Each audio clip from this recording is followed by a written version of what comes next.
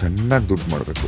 10,000 ಬಂದ್ಬಿಟ್ರೆ ಇಲ್ಲೆಲ್ಲೋ ಕೊಟ್ಬಿಡ್ತೀನಿ, ಮನಿ ಬಂದ್ರೆ ನನ್ ಖರ್ಚಾಗಿ ಹೋಗುತ್ತೆ ಅನ್ನೋ ಮೈಂಡ್ ಸೆಟ್ ಇಂದ ಮ್ಯಾನಿಫೆಸ್ಟ್ ಮಾಡಬೇಡಿ.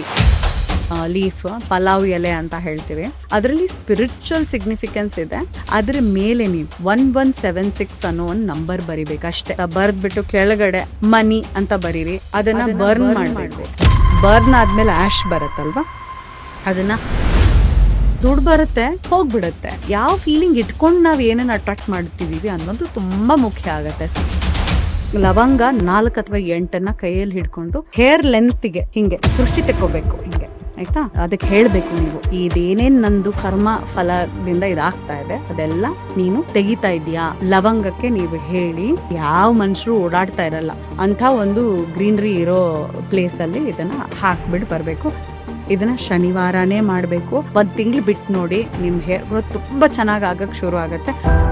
ಬಾಲ್ಯದ ನೆನಪುಗಳು, ನಮ್ಮ ಭಾವನೆಗಳು, ಆಲೋಚನೆಗಳು ಎಲ್ಲ ಸೇರಿ ಮ್ಯಾನಿಫೆಸ್ಟೇಷನ್ ಆಗ್ತಾ ಇರುತ್ತೆ. ಮ್ಯಾನಿಫೆಸ್ಟೇಷನ್ ಅಂದ್ರೆ ಕೆಟ್ಟದ್ದೂನು ಮ್ಯಾನಿಫೆಸ್ಟೇಷನ್, ಒಳ್ಳೇದೂನು ಮ್ಯಾನಿಫೆಸ್ಟೇಷನ್. ಯಾವಾಗೋ ಒಂದ್ಸಲ ಆಲೋಚನೆ ಮಾಡಿದ್ರೆ ಹೆಂಗ್ ಆಗ್ಬಿಡ್ತು. ಕೆಲವೊಂದ್ಸಲ ನಾವು ತುಂಬಾ ಟಾಕ್ಸಿಕ್ ಪೀಪಲ್ ನ ಅಟ್ರಾಕ್ಟ್ ಮಾಡ್ಬಿಟ್ಟಿರ್ತೀವಿ, ನಮಗೂ ಗೊತ್ತಿಲ್ಲದಲ್ಲೇ. ಆಮೇಲೆ ನಮ್ಗೆ ಗೊತ್ತಾಗುತ್ತೆ, ನಿಜಾಂಶ ಇದು ಬೇರೆ ಇದೆ ಅಂತ. ಅದ್ರಲ್ಲಿ ಕಾರ್ಮಿಕ್ ಲೆಸನ್ಸ್ ಇರುತ್ತೆ. ಯಾಕೆ ನೀವ್ ಅಂತ ವ್ಯಕ್ತಿನ ಅಟ್ರಾಕ್ಟ್ ಮಾಡ್ಕೊಂಡ್ರಿ ಅಂತ. ಕಾರ್ಮಿಕ್ ಲೆಸನ್ಸ್ ಅಂತ ಏನು, ನಮ್ಮ ಕರ್ಮಾನುಸಾರ ನಾವು ಹೋದ ಜನ್ಮದಲ್ಲೋ ಅಥವಾ ಈ ಜನ್ಮದಲ್ಲೋ ಯಾರಿಗೋ ಏನೋ ಗೊತ್ತೋ ಗೊತ್ತಿಲ್ದೇನೋ ಏನೋ ಒಂದು ದ್ರೋಹ ಮಾಡಿರ್ತೀವಿ. Action, every action has an equal and opposite reaction ಅನ್ನೋ ತರ ಇಲ್ಲೂ ಅಷ್ಟೇ. ಒಂದ್ ಲೋಟಲ್ ನೀರ್ ಹಾಕೊಂಡು ಕುಡಿದಿ ಅಂತ ಸಮಥಿಂಗ್ ಏನೋ ಹೇಳ್ಕೊಡ್ತೀರ, ಇದು ಕೆಲವ್ರು ಮಾತ್ರನೇ ವರ್ಕ್ ಆಗುತ್ತೆ. ನಾನ್ ಸುಮ್ನೆ ಈ ತರ ಹೇಳಿ ಒಳಗಡೆ ಅದನ್ನ ಅನುಭವಿಸ್ದೆ, ಸುಮ್ನೆ ಇದು ವರ್ಕ್ ಆಗತ್ತಾ ಅನ್ನೋ ಒಂದು ನಂಬಿಕೆ ಇಲ್ದೆ ಸುಮ್ನೆ ಟ್ರೈ ಮಾಡಕ್ಕೆ, ಕ್ಯೂರಿಯಾಸಿಟಿಗೆ ಟ್ರೈ ಮಾಡ್ದೆ ಅಂದ್ರೆ ವರ್ಕ್ ಆಗೋದಿಲ್ಲ. ತುಂಬಾ ದೂರ ಹೋಗಿಲ್ಲ, ಜಸ್ಟ್ ಬೇರೆ ಬೇರೆ ಹೆಸರುಗಳನ್ನ ಹೇಳ್ಕೊಂಡು ತಿರ್ಗಾಡ್ತಿದೀವಿ. ಮ್ಯಾನಿಫೆಸ್ಟೇಷನ್, ಪ್ಲಾಸಿಬೋ, ಸ್ಪಿರಿಚುವಲ್ ಅದು ಅಂತ. ಆದ್ರೆ ಎಲ್ಲ ಒಂದೇ. ನಮ್ಮ ಸುಪ್ತ ಮನಸ್ಸು, ಸಬ್ ಕಾನ್ಶಿಯಸ್ ಮೈಂಡ್ ಅಂತ ಹೇಳ್ತೀವಲ್ಲ, ಅದು ಎಲ್ಲ ಅಬ್ಸಾರ್ಬ್ ಮಾಡ್ಕೊಂಡು ಇರುತ್ತೆ. ಆ ಸುಪ್ತ ಮನಸ್ಸು ಮತ್ತೆ ನಮ್ಮ ಈ conscious mind, sub conscious and sub conscious ಎರಡು ಕನೆಕ್ಟ್ ಆಗಿ ಒಂದು ಸಮ್ಮಿಲನ ಆದಾಗ ನಮ್ಮ ಮ್ಯಾನಿಫೆಸ್ಟೇಷನ್ ತುಂಬಾ ಫಾಸ್ಟ್ ಆಗತ್ತೆ. ನಮ್ಮನ್ನ ನಾವು ಕಂಡುಕೊಳ್ಳೋದಕ್ಕೂ ನಾವು ಬೇಕಾಗಿದ್ದನ್ನೆಲ್ಲ ಅಟ್ರಾಕ್ಟ್ ಮಾಡೋಕ್ಕೂ ಏನ್ ಸಂಬಂಧ? ನಾನು ಆಟೋದಲ್ಲಿ ಹೋಗಕ್ಕಾಗಲ್ಲ ಇವತ್ತು, ಯಾಕಂದ್ರೆ ನನ್ಗೆ ಇಲ್ಲಿ ಖರ್ಚಾಗ್ಬಿಡುತ್ತೆ, ಮಂತ್ ಎಂಡ್ ಅಲ್ಲಿ ನನಗೆ ತೊಂದರೆ ಆಗ್ಬಿಡುತ್ತೆ. ಈ ರೀತಿ ಮೈಂಡ್ ಸೆಟ್ ಇದೆ ಅನ್ಕೊಳ್ಳಿ. ನಿಮ್ಗೆ 50,000 ಬರ್ಲಿ, 60,000 ಪರ್ ಮಂತ್ ಬರ್ಲಿ, ಮೈಂಡ್ ಸೆಟ್ ಅಲ್ಲಿ ನೀವು ರಿಚ್ ಇಲ್ಲ ಅಂದ್ರೆ ನಿಮ್ ದುಡ್ಡು ಹಿಂಗ್ ಬರತ್ತೆ, ಹಿಂಗ್ ಹೋಗತ್ತೆ. ಸಬ್ ಕಾನ್ಶಿಯಸ್ ಮೈಂಡ್ ಮಗು ತರ, ನೀವು ಅದಕ್ಕೆ ಇಂಕ್ ಹಾಕಿದ್ರು ಅಬ್ಸರ್ವ್ ಮಾಡ್ಕೊಳ್ಳುತ್ತೆ, ನೀರ್ ಹಾಕಿದ್ರು ಅಬ್ಸರ್ವ್ ಮಾಡ್ಕೊಳ್ಳುತ್ತೆ. ಅದಕ್ಕೆ ಗೊತ್ತಿಲ್ಲ ಇಂಕನ್ನ ಅಬ್ಸರ್ವ್ ಮಾಡಬಾರ್ದು, ನಾನು ನೀರನ್ನ ಮಾತ್ರ ಅಬ್ಸರ್ವ್ ಮಾಡ್ಕೋಬೇಕು ಅಂತ. ಮದುವೆಗಳು, ರಿಲೇಶನ್ಶಿಪ್ಸ್ ನ ಉಳಿಸ್ಕೊಳ್ಳೋದು ಇವತ್ತಿನಲ್ಲಿ ದೊಡ್ಡ ಟಾಸ್ಕ್. ಅದು ಕೆಲವೊಂದ್ ಬಾರಿ ನಾವು ಎಷ್ಟೇ ಮ್ಯಾನಿಫೆಸ್ಟ್ ಮಾಡಿದ್ರು ಆ ಪರ್ಸನ್ ನಮ್ಗೆ ಸಿಗಲ್ಲ. ಅದು ಯೂನಿವರ್ಸ್ ಟೆಸ್ಟ್ ಕೂಡ ಇರ್ಬೋದು. ಈ ಪರ್ಸನ್ ನಿನ್ಗೆ ಈಗ ಸಿಕ್ಕಿದ್ರೆ ಅದನ್ನ ನೀವು ಹಾಳು ಮಾಡ್ಕೋತೀರಾ ಅಂತ ಇರುತ್ತೆ. ಸಹನೆ ಅನ್ನೋದು ಮುಖ್ಯ. ಯಾವಾಗ ಡಿವೈನ್ ಪ್ಲಾನ್ ಇರುತ್ತೆ ಅವಾಗ ಆ ಪರ್ಸನ್ ನಿಮ್ಗೆ ಸಿಗ್ತಾರೆ. ನಾನು 3 ಹೊತ್ತು ನಗ್ತಿರ್ಬೇಕು, ಸಂತೋಷವಾಗಿರ್ಬೇಕು. ಬೇಸಿಕಲಿ ನನ್ ನೋವೇ ಬೇಡ, ಪೀಸ್ಫುಲ್ ಆಗಿರ್ಬೇಕು. ಅದು ಮ್ಯಾನಿಫೆಸ್ಟ್ ಮಾಡಬಹುದಾ? ಅದಕ್ಕೆ ಅಂತ ನಾವು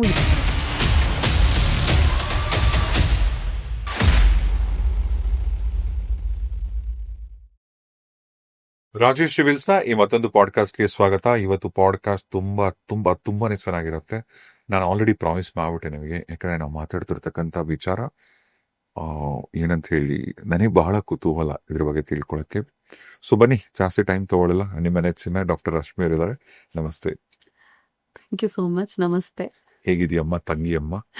ಚೆನ್ನಾಗಿದ್ದೀನಿ ಅಣ್ಣ, ನೀವು ಹೇಗಿದ್ದೀರಾ? ತುಂಬಾ ಚೆನ್ನಾಗಿ. ಹೇಗಿದೆ ಜೀವನ? How is life? It's going good.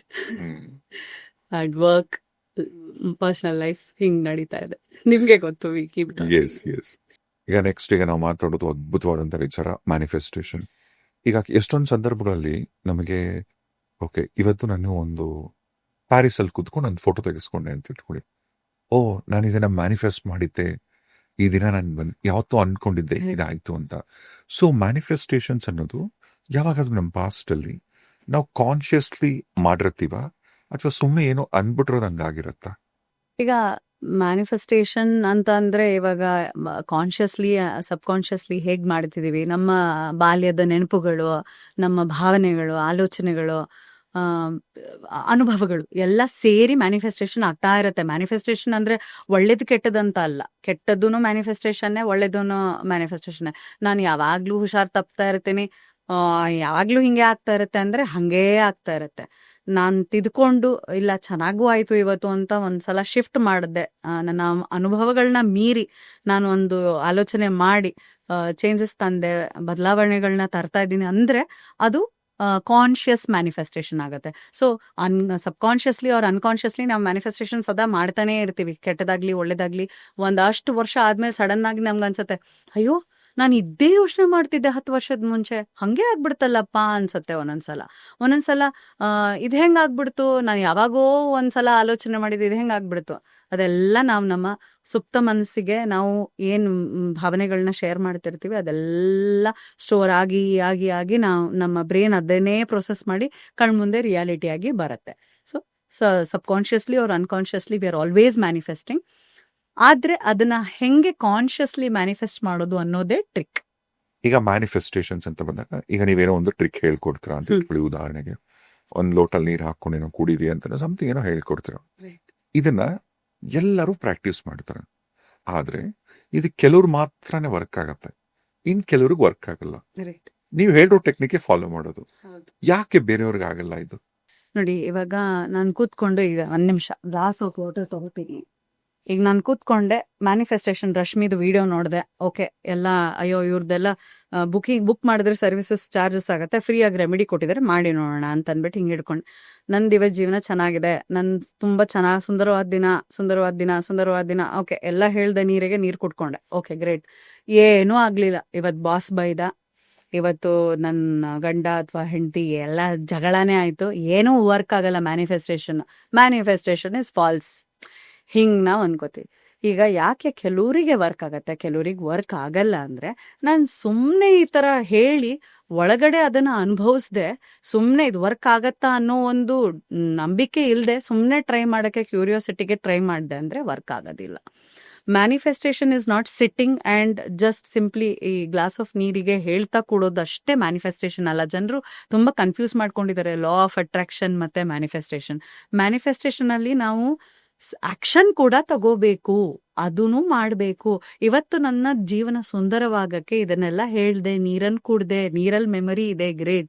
ಇದನ್ನ ಮಾಡಕ್ಕೆ ನಾನು ಅದೇ ರೀತಿಯಾಗಿ ನಡ್ಕೋಬೇಕಾಗತ್ತೆ. ಜೀವನ ಸುಂದರವಾಗಕ್ಕೆ ಬಾಸ್ ಬೈದೇ ಇರೋದಕ್ಕೆ ನಾನು ಏನ್ ಮಾಡ್ಬೇಕು, ಟೈಮಿಗೆ ರೀಚ್ ಆಗ್ಬೇಕು, ನಾನು ಎಲ್ಲ ಪ್ರಾಜೆಕ್ಟ್ಸ್ನ ಕರೆಕ್ಟಾಗಿ ಮಾಡ್ಬೇಕು. ನನ್ನ ಮನಸ್ಸಲ್ಲಿ ನಾನು ಏನೇನು ಯೋಚನೆ ಮಾಡ್ತಿದ್ದೀನಿ ಅದನ್ನು ಕೂಡ ಪಾಸಿಟಿವ್ ಆಗಿ ಯೋಚನೆ ಮಾಡಕ್ಕೆ ಶುರು ಮಾಡ್ಬೇಕು. ಬದಲಾವಣೆ ಒಳಗಡೆ ಆಗ್ಬೇಕೆ ಹೊರತು ಹೊರಗಡೆ ನಾವು 10 ಜನನ ಬದಲಾಯಿಸಕ್ ಆಗೋದಿಲ್ಲ.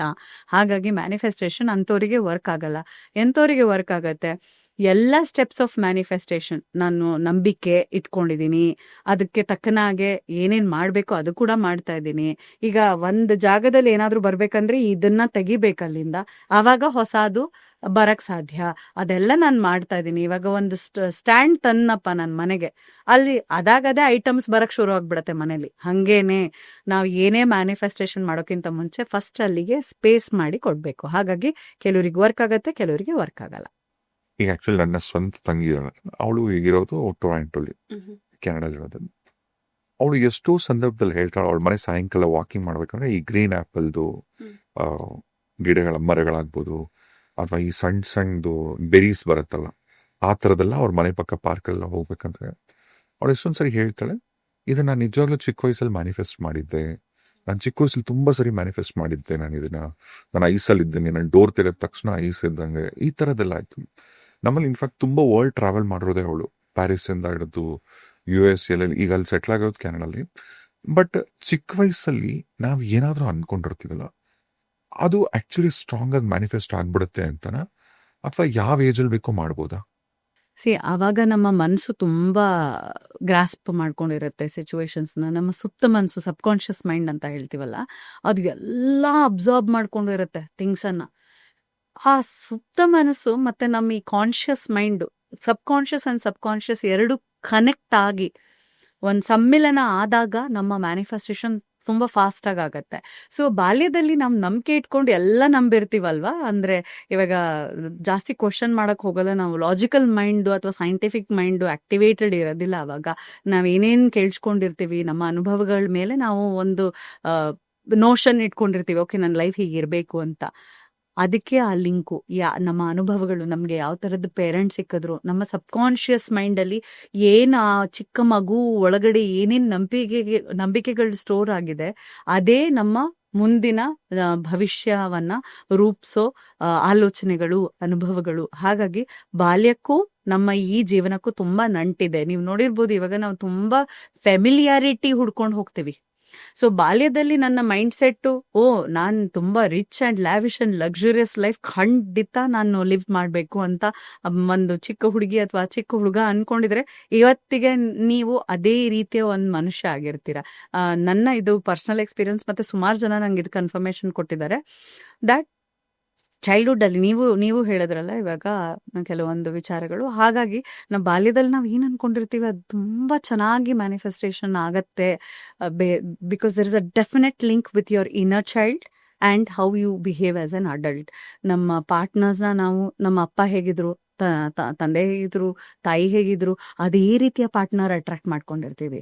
ಅಥವಾ ನಮ್ಮ ತಂದೆ ಯಾವ ಥರದ ಕೆಲಸ ಮಾಡ್ತಿರ್ತಾರೆ, ಅದೇ ರೀತಿ ಸಮ್ಹೌ ಸಬ್ಕಾನ್ಷಿಯಸ್ಲಿ ನಮ್ಗೆ ಗೊತ್ತಿಲ್ಲದೆ ಫೆಮಿಲಿಯಾರಿಟಿ ಏನೋ ಒಂದು ಎನರ್ಜಿ ಸೆನ್ಸ್ ಮಾಡಿ ಅದೇ ರೀತಿಯದ್ದು ಲೈಫನ್ನು ಕ್ರಿಯೇಟ್ ಮಾಡ್ಕೊಂಡಿರ್ತೀವಿ. ಹಾಗಾಗಿ ನಾನು ಹೇಳೋದು, ಇದು ಎರಡು ಇಂಟರ್ಲಿಂಕ್ಡ್, ವಿಚ್ ಇಸ್ ಈ ನಡುವೆ ತುಂಬಾ ನೋಡ್ತಿದ್ದೀನಿ ಕೇಸಸ್ಸು.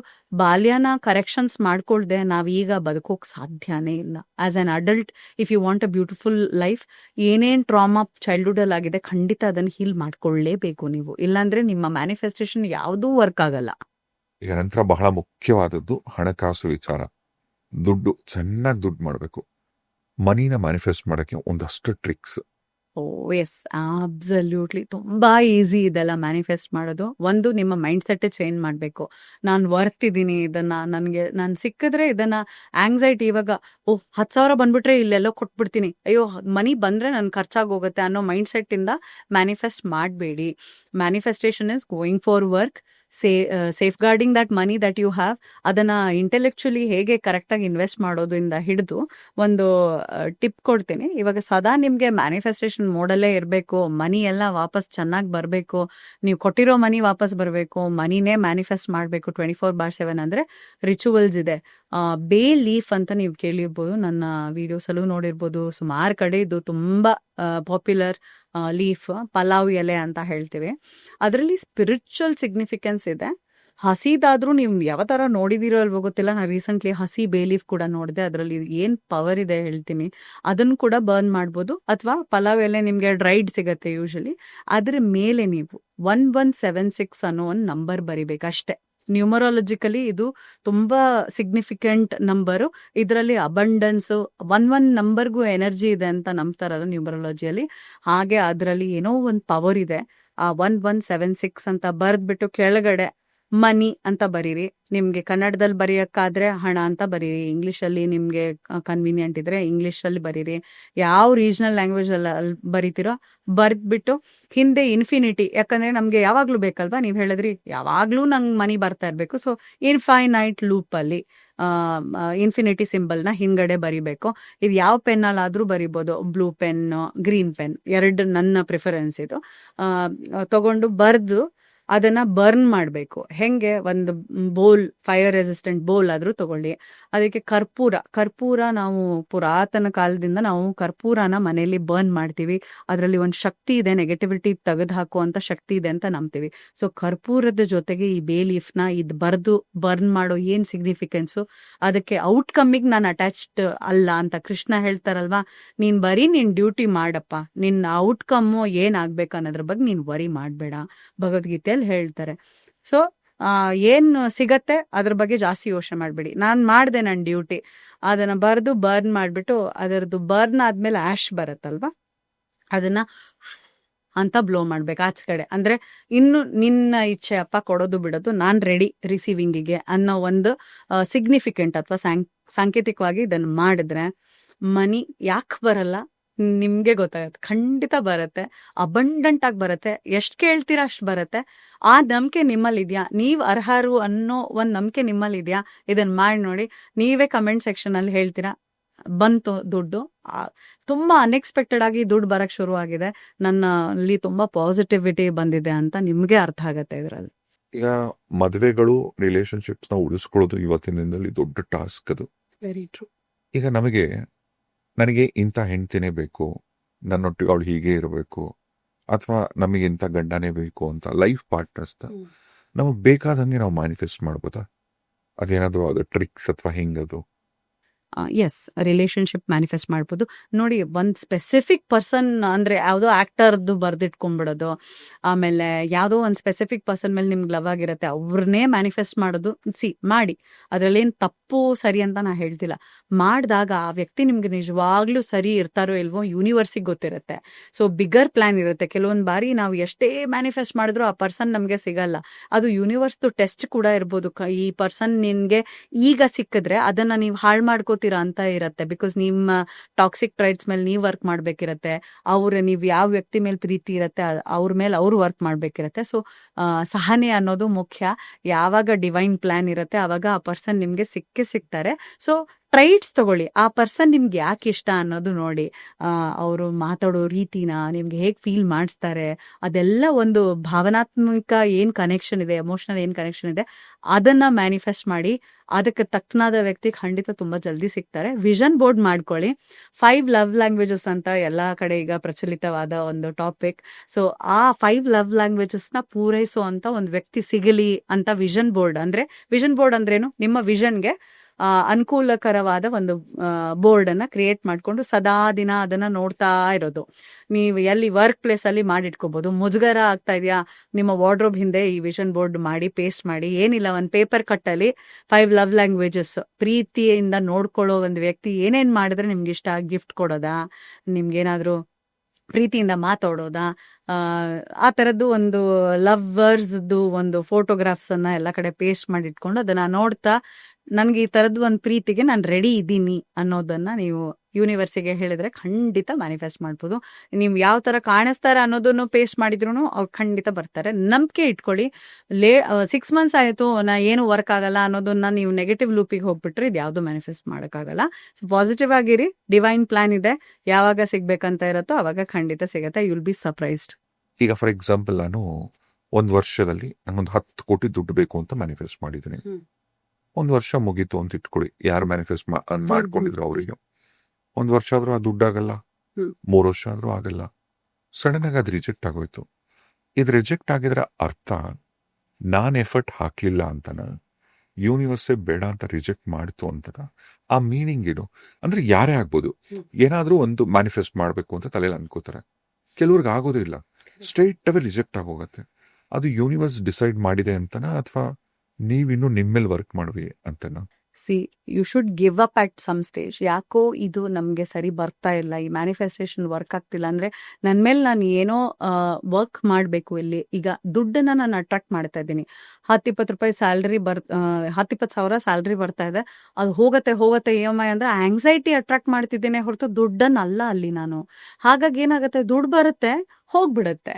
ಅವಾಗ ಆ ಫೀಲಿಂಗ್, ಯಾವ ಫೀಲಿಂಗ್ ಇಟ್ಕೊಂಡು ನಾವು ಏನೇನು ಅಟ್ರಾಕ್ಟ್ ಮಾಡ್ತಿದೀವಿ ಅನ್ನೋದು ತುಂಬಾ ಮುಖ್ಯ ಆಗತ್ತೆ. ಸೊ ಆಂಗ್ಸೈಟಿ ಇಟ್ಕೊಂಡು ನನ್ನನ್ನು ಯಾರು ಬಿಟ್ಟೋಗ್ಬಾರ್ದು, ನಾನು ಪ್ರೀತಿಸೋರು ನನ್ನ ಜೊತೆ ಸದಾ ಇರಬೇಕು ಅನ್ನೋ ಒಂದು ಅಬ್ಯಾಂಡನ್ಮೆಂಟ್ ಇಶ್ಯೂ ಇಂದ ಅಬ್ಯಾಂಡನ್ಮೆಂಟ್ ಅಂದ್ರೆ ನನ್ನ ಬಿಟ್ಟು ಹೋಗ್ಬಿಡ್ತಾರೆ ಅನ್ನೋ ಒಂದು ಇಶ್ಯೂಸ್ ಇರುತ್ತೆ ಕೆಲವರಿಗೆ. ಅದರಿಂದ ಅಟ್ರಾಕ್ಟ್ ಮಾಡ್ತಿದ್ರೆ ಬಿಟ್ಟು ಹೋಗ್ತಿರೋರೇ ಸಿಗ್ತಾರೆ. ಹಾಗಾಗಿ ಯಾವತ್ತಾರು ಒಂದಿನ ನಾವು ನಿಂತು ನಾನು 6 ತಿಂಗಳಿಂದ ಇದನ್ನು ಟ್ರೈ ಮಾಡ್ತಿದ್ದೀನಿ, ಯಾಕೆ ಆಗ್ತಾ ಇಲ್ಲ ಅಂತ ಪ್ರಶ್ನೆನ ಕೇಳ್ಕೋಬೇಕೇ ಹೊರತು ಮ್ಯಾನಿಫೆಸ್ಟೇಷನ್ನೇ ಸುಳ್ಳು ತಪ್ಪು ಅಂತ ಅನ್ನೋದಕ್ಕಿಂತ ಇದೊಂದು ನ್ಯೂರೋ ಸೈನ್ಸ್ ಮ್ಯಾನಿಫೆಸ್ಟೇಷನ್.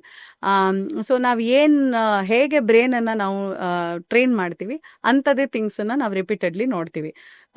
ಎಲ್ಲಿ ನಿಲ್ಲಿಸ್ಬೇಕು, ಮಾಡರೇಷನ್ ಅಂದರೆ ಈ ಒಂದು ಪಾತ್ ನನಗೆ ಸೂಟ್ ಆಗ್ತಾ ಇಲ್ಲ, ಯಾಕೋ 6 ತಿಂಗಳಿಂದ 1 ವರ್ಷದಿಂದ ನಾನು ಮಾಡ್ತಾನೆ ಇದ್ದೀನಿ, ಸಿಗ್ತಾ ಇಲ್ಲ ಅಂತಂದಾಗ ಎಲ್ಲಿ ಕೈ ಬಿಡಬೇಕು, ಎಲ್ಲಿ ಬಿಡಬಾರ್ದು ಅನ್ನೋದೇ ಒಂದು ಲೆಸನ್ ಆಗಿರುತ್ತೆ ನಿಮಗೆ ಅಲ್ಲಿಗೆ.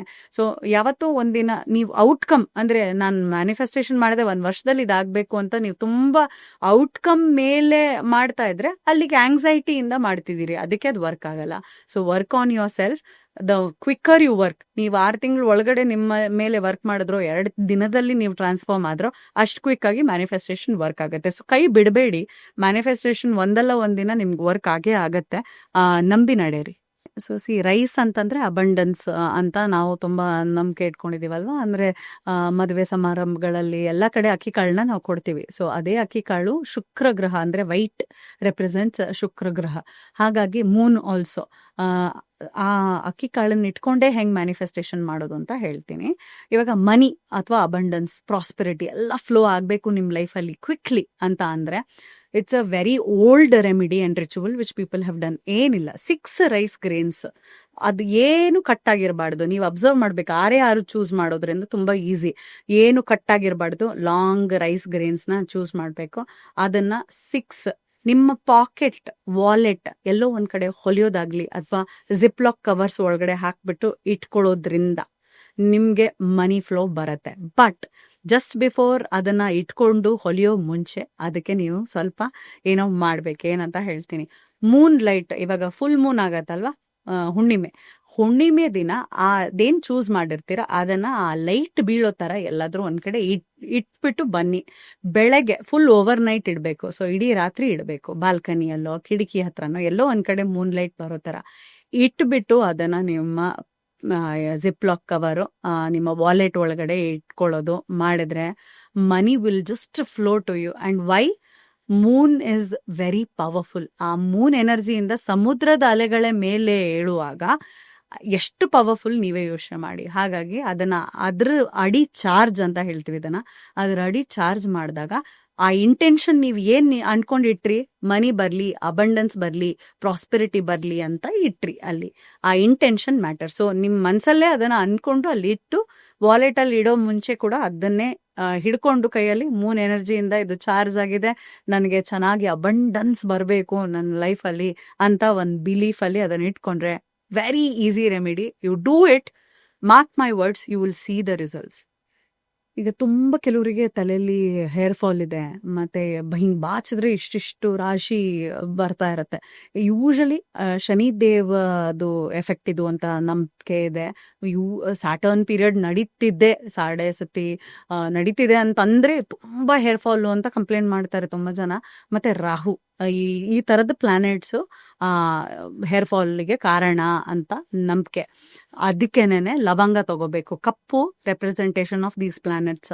ಆ ಲವಂಗ 4 ತಗೋಬೇಕು. ರಾಹುದು ನಂಬರ್ ಕೂಡ 4, ಶನಿದೇವರದು 8. ಸೊ 4 ಅಥವಾ 8 ಕೈಯಲ್ಲಿ ಹಿಡ್ಕೊಂಡು ಹೇರ್ ಲೆಂತ್ಗೆ ಹಿಂಗೆ ದೃಷ್ಟಿ ತೆಕ್ಕೋಬೇಕು. ಹಿಂಗೆ ಆಯ್ತಾ, 3 ಸಲ ಮಾಡಿ ಇದನ್ನ, ಅಥವಾ 4 ಸಲ ಮಾಡಿ. ನಿಮ್ಗೆ ಯಾವ ನಂಬರ್ ರೆಸನೇಟ್ ಆಗತ್ತೆ ಅಷ್ಟು ಸಲ ಹಿಂಗೆ ದೃಷ್ಟಿ ತೆಕ್ಕೊಂಡ್ಬಿಟ್ಟು ಅದಕ್ಕೆ ಹೇಳ್ಬೇಕು ನೀವು, ಇದೇನೇನ್ ನಂದು ಕರ್ಮ ಫಲದಿಂದ ಇದಾಗ್ತಾ ಇದೆ ಅದೆಲ್ಲ ನೀನು ತೆಗಿತಾ ಇದೀಯಾ ಅಂತ ಆ ಲವಂಗಕ್ಕೆ ನೀವು ಹೇಳಿ. ಯಾರಾದ್ರೂ ಆಟ ಆಡದೆ ಇರೋ ಅಥವಾ ನಡಿದೇ ಇರೋ ಜಾಗ ಇರತ್ತೆ ನೋಡಿ, ಎಲ್ಲೋ ಒಂದ್ ಕಡೆ ಕಾರ್ನರ್ ಅಲ್ಲಿ ಯಾವ ಮನುಷ್ಯರು ಓಡಾಡ್ತಾ ಇರಲ್ಲ ಅಂತ ಒಂದು ಗ್ರೀನರಿ ಇರೋ ಪ್ಲೇಸ್ ಅಲ್ಲಿ ಇದನ್ನ ಹಾಕ್ಬಿಟ್ಟು ಬರ್ಬೇಕು. ಇದನ್ನ ಶನಿವಾರನೇ ಮಾಡ್ಬೇಕು, ಅಂಡ್ 4 ಶನಿವಾರ ಮಾಡ್ಬೇಕು ಕಂಟಿನ್ಯೂಸ್ ಆಗಿ ಬಿಡದಲೆ. ಬಿಟ್ಟಾದ್ಮೇಲೆ 1 ತಿಂಗಳು ಬಿಟ್ಟು ನೋಡಿ, ನಿಮ್ ಹೇರ್ ಗ್ರೋತ್ ತುಂಬಾ ಚೆನ್ನಾಗಿ ಆಗಕ್ ಶುರು ಆಗತ್ತೆ. ಅಗೇನ್ ಮ್ಯಾನಿಫೆಸ್ಟೇಷನ್ ಅಥವಾ ಈ ರೆಮಿಡಿ ಮಾಡಿದ ತಕ್ಷಣ ನಾನು ಏನ್ ಬೇಕೋ ಜಂಕ್ ಫುಡ್ ತಿಂತೀನಿ, ಏನಾದ್ರೂ ಮಾಡ್ತೀನಿ ಆ ತರ ಅಲ್ಲ. ಇದನ್ನ ಮಾಡಾದ್ಮೇಲೂ ನೀವು ಕೇರ್ ತಗೋಬೇಕು. ಅದೆಲ್ಲ ಮಾಡಿದ್ರೆ ಖಂಡಿತ ಹೇರ್ ಗ್ರೋತ್ ತುಂಬಾ ಪವರ್ಫುಲ್ ಆಗತ್ತೆ. ಲೈಕ್ ನಾನೇ ಮಾಡಿದ್ದೀನಿ ಅದನ್ನ, ಈ ರೆಮಿಡಿ ನಾನೇ ಮಾಡಿದ್ದೀನಿ, ನೀವು ನೋಡ್ತಾ ಇರ್ಬೋದು ಚೆನ್ನಾಗಾಗಿದೆ ಕೂದಲು. ಈಗ ಕೆಲವರಿಗೆ ತುಂಬಾ ಮ್ಯಾನಿಫೆಸ್ಟೇಷನ್ ಕ್ವಿಕ್ ಆಗ್ಬೇಕು, ಏನಾದ್ರೂ ಒಂದು ಮೆಥಡ್ ಈಸಿ ಬೇಕು ಅಂತ ಇರತ್ತೆ. ಏನಾದ್ರೂ manifestation, health, beauty, hair, abundance, money, ಯಾವ್ದಾದ್ರು you name it, you can manifest it. ಆ ತರದ್ದು ಒಂದ್ ಬೇಕಿರುತ್ತೆ. ಈಗ ಎಷ್ಟೊಂದ್ ಜನರ ಹತ್ರ ಟೈಮ್ ಇರಲ್ಲ, ಕ್ವಿಕ್ ಅಂಡ್ ಈಸಿ ಏನಾದ್ರೂ ಇದೆಯಾ ಅಂತ ತಲೆಯಲ್ಲಿ ಇರತ್ತೆ. ಸೊ ಆ ಒಂದು ಸಿಚುವೇಶನ್ ಅಲ್ಲಿ ನೀವ್ ಏನ್ ಮಾಡ್ಬೋದು, ನನ್ನ ಕೈಯಲ್ಲಿ ನೀರಿದೆ, ನೀರಿನ ಗ್ಲಾಸು. ಇದು ನಂದೇ ಮೆಥಡ್ ಅಂತ ಹೇಳಲ್ಲ, ಇದು ತುಂಬಾ ಪ್ರಚಲಿತ. ನೀರಲ್ಲಿ ನಾವು ಮ್ಯಾನಿಫೆಸ್ಟೇಷನ್ ಮಾಡ್ಬೋದು ಅಂತ ನಮ್ಗೆ ಮುಂಚೆಯಿಂದನೂ ಗೊತ್ತು. ತೀರ್ಥದಿಂದ ಹಿಡಿದು ನೀರೇನೆ ಅಲ್ವಾ. ತೆಂಗಿನಕಾಯಿ ಕೂಡ ಇಡ್ತೀವಿ, ಅದರಲ್ಲೂ ಒಳಗಡೆನೂ ನೀರಿರುತ್ತೆ. ಹಾಗಾಗಿ ನೀರು ಅನ್ನೋದು ತುಂಬಾ ಪವರ್ಫುಲ್. ನೀವು ಏನನ್ನ ನೀರಿಗೆ ಹೇಳ್ತೀರಾ ಅದರಿಂದ ನೀವು ಮ್ಯಾನಿಫೆಸ್ಟ್ ಮಾಡಬಹುದು. ಯಾರ್ದಾದ್ರೂ ಮನೆಗೆ ಹೋದಾಗ, ಇದೊಂದು ಹೇಳ್ಬಿಡ್ತೀನಿ, ರೆಮಿಡಿ ಹೇಳ್ತೀನಿ, ಬಟ್ ಇನ್ನೊಂದು ಆಸ್ಪೆಕ್ಟ್, ಯಾರ್ದಾದ್ರು ಮನೆಗೆ ಹೋದಾಗ ಅವ್ರ ಥಾಟ್ಸ್ ಏನು, ಅವರು ಮನೇಲಿ ಏನು ತುಂಬಾ ಗಲಾಟೆ, ಡಿಪ್ರೆಷನ್ ಇರೋರು ಮನೆಗೆ ಹೋದಾಗ ಅಲ್ಲಿನ ನೀರ್ ಕುಡ್ದು ಬಂದಾಗ ನಿಮ್ಗೆ ಆ ಎನರ್ಜಿ ಬಂದಿರುತ್ತೆ. ಏನೋ ಫೆಟಿಗು, ಎಲ್ಲೋ ಹೋಗಿ ಬಂದೆ, ಏನೋ ತಿಂದೆ, ಏನೋ ಕುಡ್ದೆ, ಏನಂತ ಗೊತ್ತಿಲ್ಲ, ಮಲ್ಕೊಂಡ್ಬಿಡೋದು 3-4 ದಿನ. ಅದು ಯಾಕೆ ಆಗ್ತಾ ಇದೆ? ನೀರಲ್ಲಿ ಶಕ್ತಿ ಇದೆ, ಪವರ್ ಇದೆ, ಮೆಮೊರಿ ಇದೆ, ನಮ್ಮ ಮಾತುಗಳು ಆ ನೀರಿನಲ್ಲಿ ಗ್ರಾಸ್ಪ್ ಆಗತ್ತೆ ಆ ಎನರ್ಜಿ ಅನ್ನೋ ಒಂದ್ ನಂಬಿಕೆ. ಹಾಗಾಗಿ ನೀರಿಗೆ ನೀವು ಏನೇ ಹೇಳೋಕ್ಕಿಂತ ಮುಂಚೆ ನಿಮ್ಮ ಹತ್ರ ಒಂದಷ್ಟು ನೀರು ಇಟ್ಕೊಂಡಿರ್ತೀರ ಅಂದ್ರೆ ಯಾವಾಗ್ಲೂ ಪಾಸಿಟಿವ್ ಆಗಿ ಮಾತಾಡಿ. ನೀರ್ ಹತ್ರ ನೆಗೆಟಿವ್ ಮಾತಾಡಿ ಆ ನೀರ್ ಕುಡಿಯೋದ್ರಿಂದ ತುಂಬಾ ಕೆಟ್ಟ ಪರಿಣಾಮಗಳು ಇರುತ್ತೆ. ಹಾಗೇನೆ ಅಡ್ಡ ಪರಿಣಾಮಗಳು ಬೇಡ ಅಂದ್ರೆ ಪಾಸಿಟಿವ್ ಆಗಿ ನೀರಿಗೆ ಮಾತಾಡ್ಬೇಕು. ಸೊ 7 days ಈ ರಿಚುವಲ್ ಮಾಡಿ ನೋಡಿ, ಮ್ಯಾನಿಫೆಸ್ಟೇಷನ್ ರಿಚುವಲ್. ನಂದೇ ಮಾಡಿಫಿಕೇಶನ್ ಹೇಳ್ತೀನಿ. ಏನಂದ್ರೆ ದಿನ ರಾತ್ರಿ ಬರ್ದಿಡಿ ನಿಮ್ಗೆ ಏನೇನ್ ಬೇಕು ಮ್ಯಾನಿಫೆಸ್ಟೇಷನ್ ಮಾಡಕ್ಕೆ, ಏನೇನ್ ಬೇಕು, ಕೆಲಸ, ಪ್ರಮೋಷನ್, ಹೈಕು, ಬಿಸ್ನೆಸ್ ಅಲ್ಲಿ ಲಾಸ್ ಆಗ್ತಿದ್ರೆ ಅದರದ್ದು ಪ್ರೋಗ್ರೆಸ್ ಏನೇನ್ ಬೇಕೋ ಅದೆಲ್ಲ ಬರ್ದಿಟ್ಬಿಟ್ಟು 7 ಥಿಂಗ್ಸ್ ಬರ್ದಿಟ್ಬಿಟ್ಟು ರಾತ್ರಿ ಈ ಗ್ಲಾಸ್ ಆಫ್ ವಾಟರ್ನ ಬರ್ದಿಟ್ಟಿದ್ರ ಮೇಲೆ ಇಡಬೇಕು ಅಷ್ಟೇ. ಮಲ್ಕೊಂಬಿಡಿ. ಅದೆಲ್ಲ ಏನ್ ಬರ್ದಿಟ್ಟಿದ್ದೀರಾ ಅದನ್ನೆಲ್ಲ ಓದ್ಬಿಟ್ಟು ಮಲ್ಕೊಂಬಿಡಿ.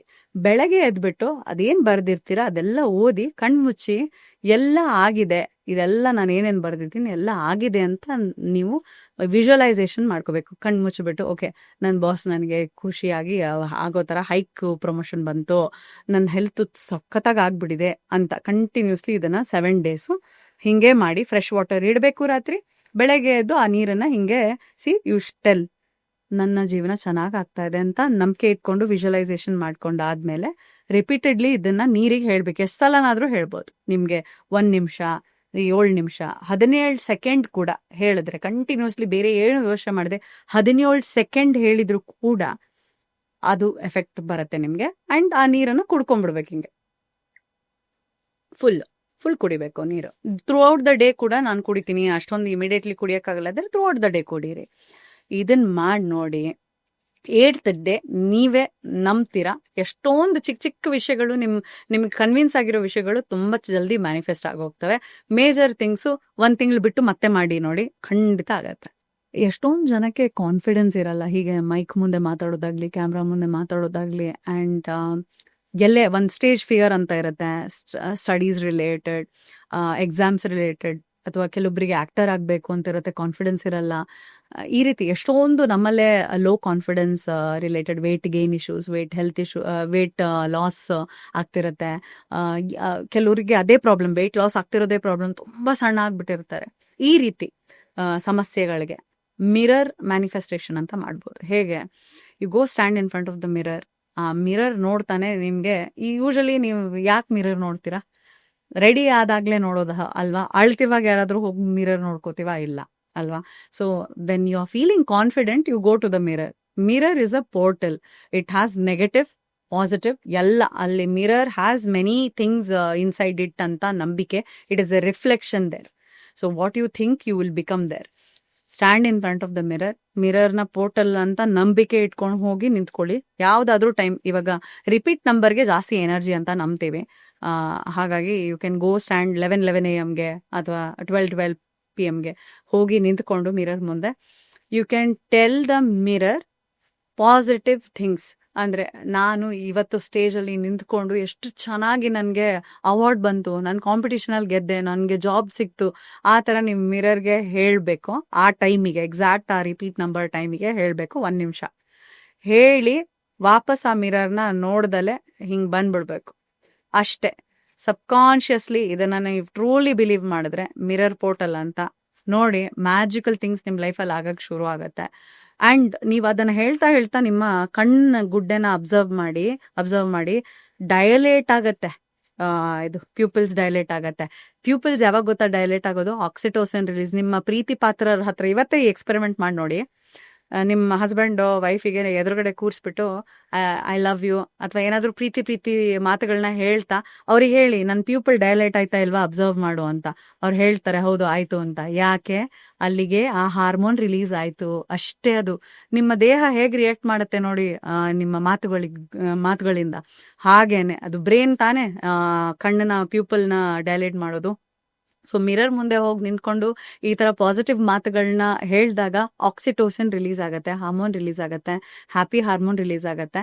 ಆವಾಗ ನಿಮ್ಮ ಬ್ರೇನಿಗೆ ಈ ಏನ್ ನಿಮ್ ಹತ್ರ ಇಲ್ಲ ಅದನ್ನ ರಿಯಾಲಿಟಿಗೆ ಶಿಫ್ಟ್ ಮಾಡಕ್ಕೆ ತುಂಬಾ ಟೈಮ್ ಬೇಕಾಗಲ್ಲ. ಇವಾಗ ಎಷ್ಟೊಂದು ಕಡೆ 9 to 5 ಜಾಬ್ಸ್ ಸಾಕಾಗ್ಬಿಟ್ಟು ಸಾಕಪ್ಪ ಸಾಕು ನಂಗೆ ಇದು ಯಾವುದು ಬೇಡ ಅಂತ ಬಿಟ್ಬಿಟ್ಟು ಬಿಸ್ನೆಸ್ ಸ್ಟಾರ್ಟ್ ಮಾಡ್ತಾರೆ. ಒಂದು 5-10 ಬಿಸ್ನೆಸ್ ಸ್ಟಾರ್ಟ್ ಮಾಡ್ತಾರೆ, ಯಾವುದೂ ವರ್ಕ್ ಆಗಲ್ಲ ಅವ್ರಿಗೆ. ಏನು ಮಾಡಿದ್ರು ವರ್ಕೇ ಆಗ್ತಾ ಇಲ್ಲ, ಬಿಸ್ನೆಸ್ಸಲ್ಲಿ ಲಾಸ್ ಆಗ್ತಿದೆ ಅಂತ ಲೈಕ್ ತುಂಬ ಜನ ಡಿಪ್ರೆಷನ್ಗೆ ಹೋಗ್ಬಿಟ್ಟಿದ್ದಾರೆ, ಕೌನ್ಸಿಲಿಂಗಿಗೆ ಬರ್ತಾರೆ, ಏನು ಕೈ ಹಾಕಿದ್ರು ಲಾಸ್ ಆಗ್ತಿದೆ ಅಂತ.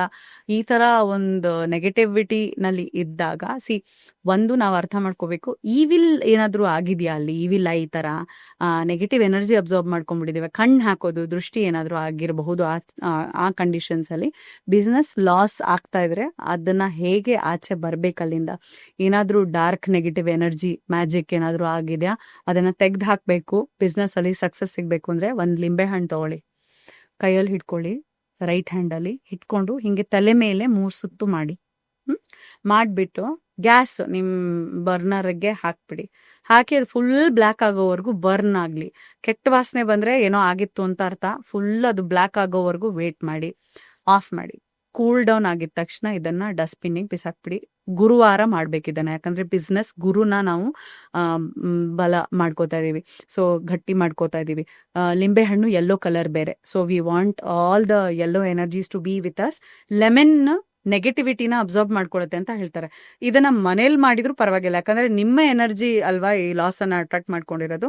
ಅಥವಾ ನಿಮ್ಗೆ ಗ್ಯಾಸ್ ಎಲ್ಲ ಫೆಸಿಲಿಟಿ ಅವೈಲೇಬಲ್ ಇದೆ ಅಂದ್ರೆ ನಿಮ್ಮ ಬಿಸ್ನೆಸ್ ಎಲ್ಲಿದೆ, ಆನ್ಲೈನ್ ಅಲ್ಲ ಆಫ್ಲೈನು ಎಲ್ಲೋ ಒಂದು ಜಾಗದಲ್ಲಿ ಅಂತಂದ್ರೆ ಅಲ್ಲೇ ಮಾಡಿ ಇದನ್ನ. ಆವಾಗ ಗ್ಯಾಸ್ ಅಲ್ಲಿ ಬರ್ನ್ ಮಾಡಬೇಡಿ, ಹೇಗೆ ನಿಮ್ಗೆ ಬರ್ನ್ ಮಾಡಕ್ ಅನುಕೂಲ ಆಗತ್ತೋ ಅಲ್ಲೇನೆ ಬರ್ನ್ ಮಾಡಿ. ಆರಿದ ನಂತರ ಅದನ್ನ ಕೈಯಲ್ಲಿ ಮುಟ್ದಲೆ ಏನಾದ್ರೂ ಹಿಡಿಕೆಯಿಂದ ಅದನ್ನ ಹಿಕ್ಲದಿಂದ ಹಿಡಿದು ಅದನ್ನ ಹಾಕ್ಬಿಡಿ ಡಸ್ಟ್ಬಿನ್. ಗುರುವಾರ ಇದನ್ನ ಮಾಡಿ ನೋಡಿ. ಅಂಡ್ ಇದನ್ನ ಮಂತ್ಲಿ ಒನ್ಸ್ ಮಾಡ್ತಾ ಬಂದ್ರೆ ನಿಮ್ಗೆ ತುಂಬಾ ಇಂಪ್ರೂವ್ಮೆಂಟ್ ಕಾಣಿಸುತ್ತೆ. ಇನ್ನೊಂದು ನಂಗೆ ವಿಷನ್ ಬರ್ತಿದೆ ಹೇಳ್ಬೇಕು ನಿಮ್ಗೆಲ್ಲ ಅಂತ. ಅರ್ಶಿನ, ಉಪ್ಪು, ನೀರು ಇದೆಲ್ಲ ಮಿಕ್ಸ್ ಆಗಿರೋ ನೀರನ್ನ ನೀವು ವರ್ಸಿಸ್ಕೋಬಹುದು ಮನೆನೇ, ಅಥವಾ ನೀವು ಎಲ್ಲಿ ಬಿಸ್ನೆಸ್ ಮಾಡ್ತೀರಾ ಆ ಜಾಗನ ವರ್ಸಿಸ್ಕೊಂಡ್ರೆ ಕೂಡ ಹೆಲ್ಪ್ ಆಗತ್ತೆ. ಅಥವಾ just mix little bit of ಅರ್ಶಿನ in water, keep it in north east direction in your business place. ಅಂದ್ರೆ ಹಿಂಗೆ ಬಾಗ್ಲು ಓಪನ್ ಮಾಡಿದ್ರೆ ಅಲ್ಲೇ ಕಾಣ್ಬೇಕದು. ಅರ್ಶಿನ ಅಷ್ಟೇ, ನೀರು.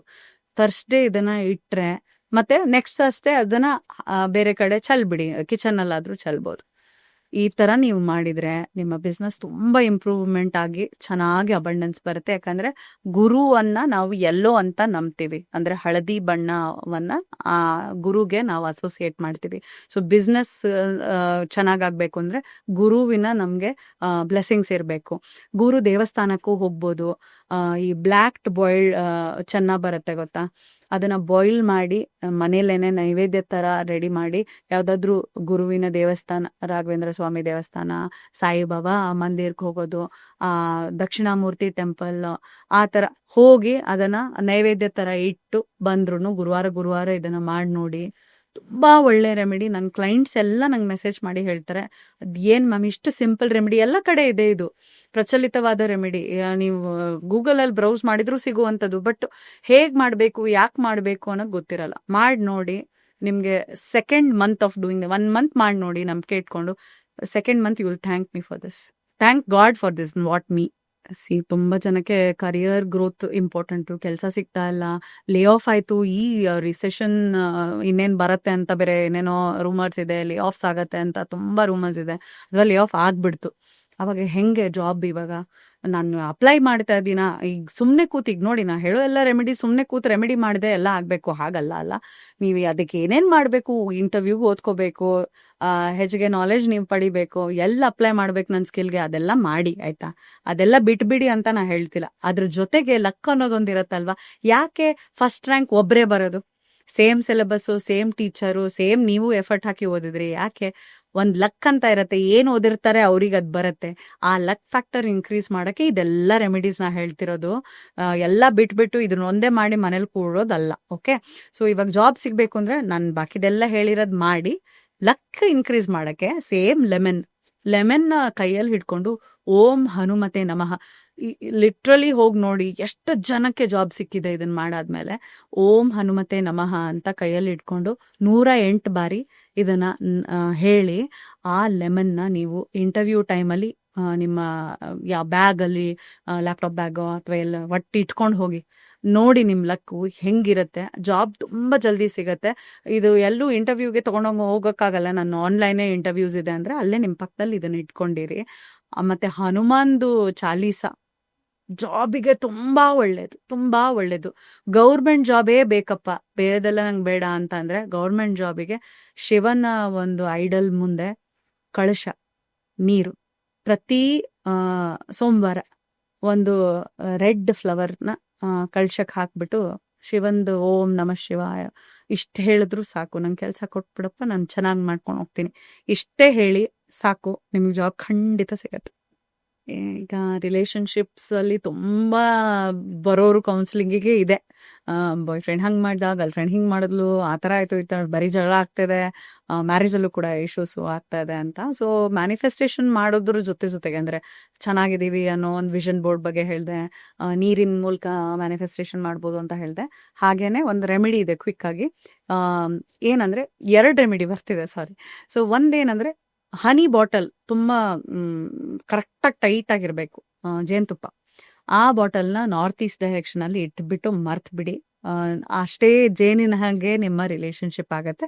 ಅಗೇನ್ ನೀವೇನೇನ್ ಮಾಡ್ಬೇಕು, ರೆಸ್ಪೆಕ್ಟ್ ಕೊಡ್ಬೇಕು, ಪಾರ್ಟ್ನರ್ಗೆ ಪ್ರೀತಿ ಕೊಡ್ಬೇಕು, ಅದೆಲ್ಲ ನೀವು ಮಾಡಿ, ಜೊತೆಗೆ ಅದು ಕೂಡ ಹೆಲ್ಪ್ ಆಗತ್ತೆ. ನಾನು ಏನು ಮಾಡ್ದಲೇ ಎಲ್ಲ ಬರಬೇಕು ನನಗೆ ಅಂತಂದ್ರೆ ಬರೋದಿಲ್ಲ. ಆ್ಯಂಡ್ ಇನ್ನೊಂದು ರೆಮಿಡಿ, ಮ್ಯಾಂಡರಿನ್ ಡಕ್ಸ್ ಅಂತ ಸಿಗತ್ತೆ, ನೀವು ಎಲ್ಲಾದ್ರೂ ಆನ್ಲೈನ್ ತಗೊಳ್ಳಿ ಅದನ್ನ. 2 ಡಕ್ಸ್ ಪ್ರೀತಿಯಿಂದ ಜೊತೆಗಿರೋದು ಚಿಕ್ಕದೊಂದು ಸಿಗತ್ತೆ, ಅದನ್ನ ನೀವು ಸೌತ್ ವೆಸ್ಟ್ ಡೈರೆಕ್ಷನ್ ಅಲ್ಲಿ ಇಡಬೇಕು. ಇದನ್ನ ಮಾಡಿದ್ರೆ ನಿಮ್ಮ ರಿಲೇಶನ್ಶಿಪ್ ಅಲ್ಲಿರೋ ಇಶ್ಯೂಸು ಸರಿ ಹೋಗತ್ತೆ ಅಂತ ನಂಬಿಕೆ ಇದೆ. ನಂಬಿಕೆ ಇಟ್ಕೊಂಡು ಮಾಡಿ. ಇದ್ರ ಜೊತೆಗೆ ನೀವು ಪ್ರೀತಿಯಿಂದ ಇರೋದು, ಕರೆಕ್ಟ್ ಆಗಿ ನಿಮ್ಮ ಇನ್ನರ್ ಚೈಲ್ಡ್ ಮೇಲೆ ವರ್ಕ್ ಮಾಡೋದು, ಟಾಕ್ಸಿಕ್ ನಿಮ್ ಟ್ರೈಡ್ಸ್ ಇರ್ಲಿ ಅವ್ರ ಟ್ರೈಡ್ಸ್ ಇರ್ಲಿ ಅದ್ರ ಮೇಲೆ ವರ್ಕ್ ಮಾಡೋದು, ಕೌನ್ಸಿಲಿಂಗ್ ಮಾಡ್ಕೊಳ್ಳೋದು, ಅದೆಲ್ಲ ಜೊತೆಗೆ ಇದನ್ನ ಮಾಡಿದ್ರೆ ಲಕ್ ಫ್ಯಾಕ್ಟರ್ ಇಂದ ಹಿಡಿದು ಬೇರೆ ರೀತಿಯಿಂದ ಇದ್ರದ್ದು ಎನರ್ಜೀಸ್, ಈ ಮೆಟೀರಿಯಲ್ಸ್ ಅಲ್ಲೂ ಎನರ್ಜಿ ಇರುತ್ತೆ. ಹೋಮಕುಂಡದಲ್ಲಿ ನಾವು ಹಾಕ್ತಿವಲ್ವಾ, ತುಪ್ಪ ಹಾಕ್ತಿವಿ, ಜೇನುತುಪ್ಪ ಹಾಕ್ತಿವಿ, ಒಂದೊಂದು ದೇವರಿಗೆ ಒಂದೊಂದನ್ನ ನಾವು ನೈವೇದ್ಯದ ತರ ಹಾಕ್ತಿವಿ. ಅದೇ ರೀತಿ ಭಾವಿಸಿ ನಿಮ್ಮ ಜೀವನದಲ್ಲಿ ತುಂಬಾ ಮಧುರವಾದ ಕ್ಷಣಗಳು ಜಾಸ್ತಿ ಬರುತ್ತೆ. ಈಗ ಎಷ್ಟೊಂದು ಜನ ರಾಹುವಿಂದ ತುಂಬಾ ಬಾಧೆ, ನೋವು ಎಲ್ಲ ಆಗ್ಬಿಟ್ಟಿದೆ, ಏನೂ ಕೊಡೋದಿಲ್ಲ ಅಂತ ವೀಕ್ ಇದ್ದಾರೆ ನಮ್ಮ ಚಾರ್ಟ್ ಅಲ್ಲಿ. ಯಾರೋ ಆಸ್ಟ್ರಾಲಜರ್ ಹೇಳಿದ್ದಾರೆ ಭವಿಷ್ಯದಲ್ಲಿ ನಂಗೆ ಹಿಂಗೆ ಆಗತ್ತೆ ಅಂತ. ಮತ್ತೆ ಮನಿ ಇರೋದಿಲ್ಲ, ಮತ್ತೆ ತುಂಬಾ ಡಿಫೇಮ್ ಆಗೋದು, ಮತ್ತೆ ಆ ಥರದ ತೊಂದರೆಗಳು ರಾಹು ಕೊಡ್ತಾನೆ. ಮತ್ತೆ ಕಮ್ಯುನಿಕೇಶನ್ ಅಲ್ಲಿ ತೊಂದರೆ ಆಗೋದು, ಮೈಂಡ್ ಅಪ್ಸೆಟ್ ಆಗೋದು, ಮೆಂಟಲ್ ಹೆಲ್ತ್ ಇಶ್ಯೂಸ್ ಆಗೋದು, ಆ ಥರದ್ದು ಥಾಟ್ಸ್ ಬರೋದು ರಾಹುವಿಂದಾನೆ. ಸೊ ರಾಹುನ ನಾವು ಆರಾಮಾಗಿ ಕಾಮ್ ಮಾಡಿ ನಾವು ಅಬಂಡೆನ್ಸು, ಮನಿ ಎಲ್ಲ ಮಾಡ್ಕೊಂಡು, ಈಗ ರಾಹು ಸ್ಟ್ರಾಂಗ್ ಆಗ್ಬಿಟ್ರೆ ನಿಮ್ಮ ಮುಂದಿನ ತಲೆಮಾರು ಗಟ್ಲೆ ಕೂತ್ಕೊಂಡು ತಿನ್ನೋ ಅಷ್ಟು ದುಡ್ಡು ಕೊಡ್ತಾನಂತೆ ರಾಹು. ಓಕೆ, ಸೊ ಅದಕ್ಕೆ ಸಿಂಪಲ್ ರೆಮಿಡಿ ಈಗ ಮಾಡರ್ನ್ ವರ್ಲ್ಡ್ ಅಲ್ಲಿ ಏನ್ ಮಾಡ್ಬೋದು, ಕಾಫಿ ಮ್ಯಾನಿಫೆಸ್ಟೇಷನ್ ಅಂತ ಇದೆ. ಏನಂದ್ರೆ ಕಾಫಿ ಪುಡಿ, ನಮ್ಗೆ ಕಾಫಿ ವಾಸನೆ ನೋಡ್ತಿದ್ದಂಗೆ ಕಾಮ್ ಯಾಕೆ ಅನ್ಸುತ್ತೆ, ಅದರ ವಾಸನೆ ಕೆಲವೊಂದು ಥಿಂಗ್ಸ್ನ ಆಕ್ಟಿವೇಟ್ ಮಾಡುತ್ತೆ ನಮ್ಮ ಬ್ರೇನ್ ಅಲ್ಲಿ, ಕೆಲವೊಂದು ಹಾರ್ಮೋನ್ಸ್ ರಿಲೀಸ್ ಮಾಡುತ್ತೆ. ಹಾಗಾಗಿ ಆ ಕಾಫಿ ಪುಡಿ ಬ್ರೌನ್ ಕಲರ್ ರಾಹು, ಕೇತು ಮತ್ತೆ ಈ ತರದ್ದನ್ನ ರೆಪ್ರೆಸೆಂಟ್ ಮಾಡತ್ತೆ ಅಂತ ನಂಬಿಕೆ ಇದೆ.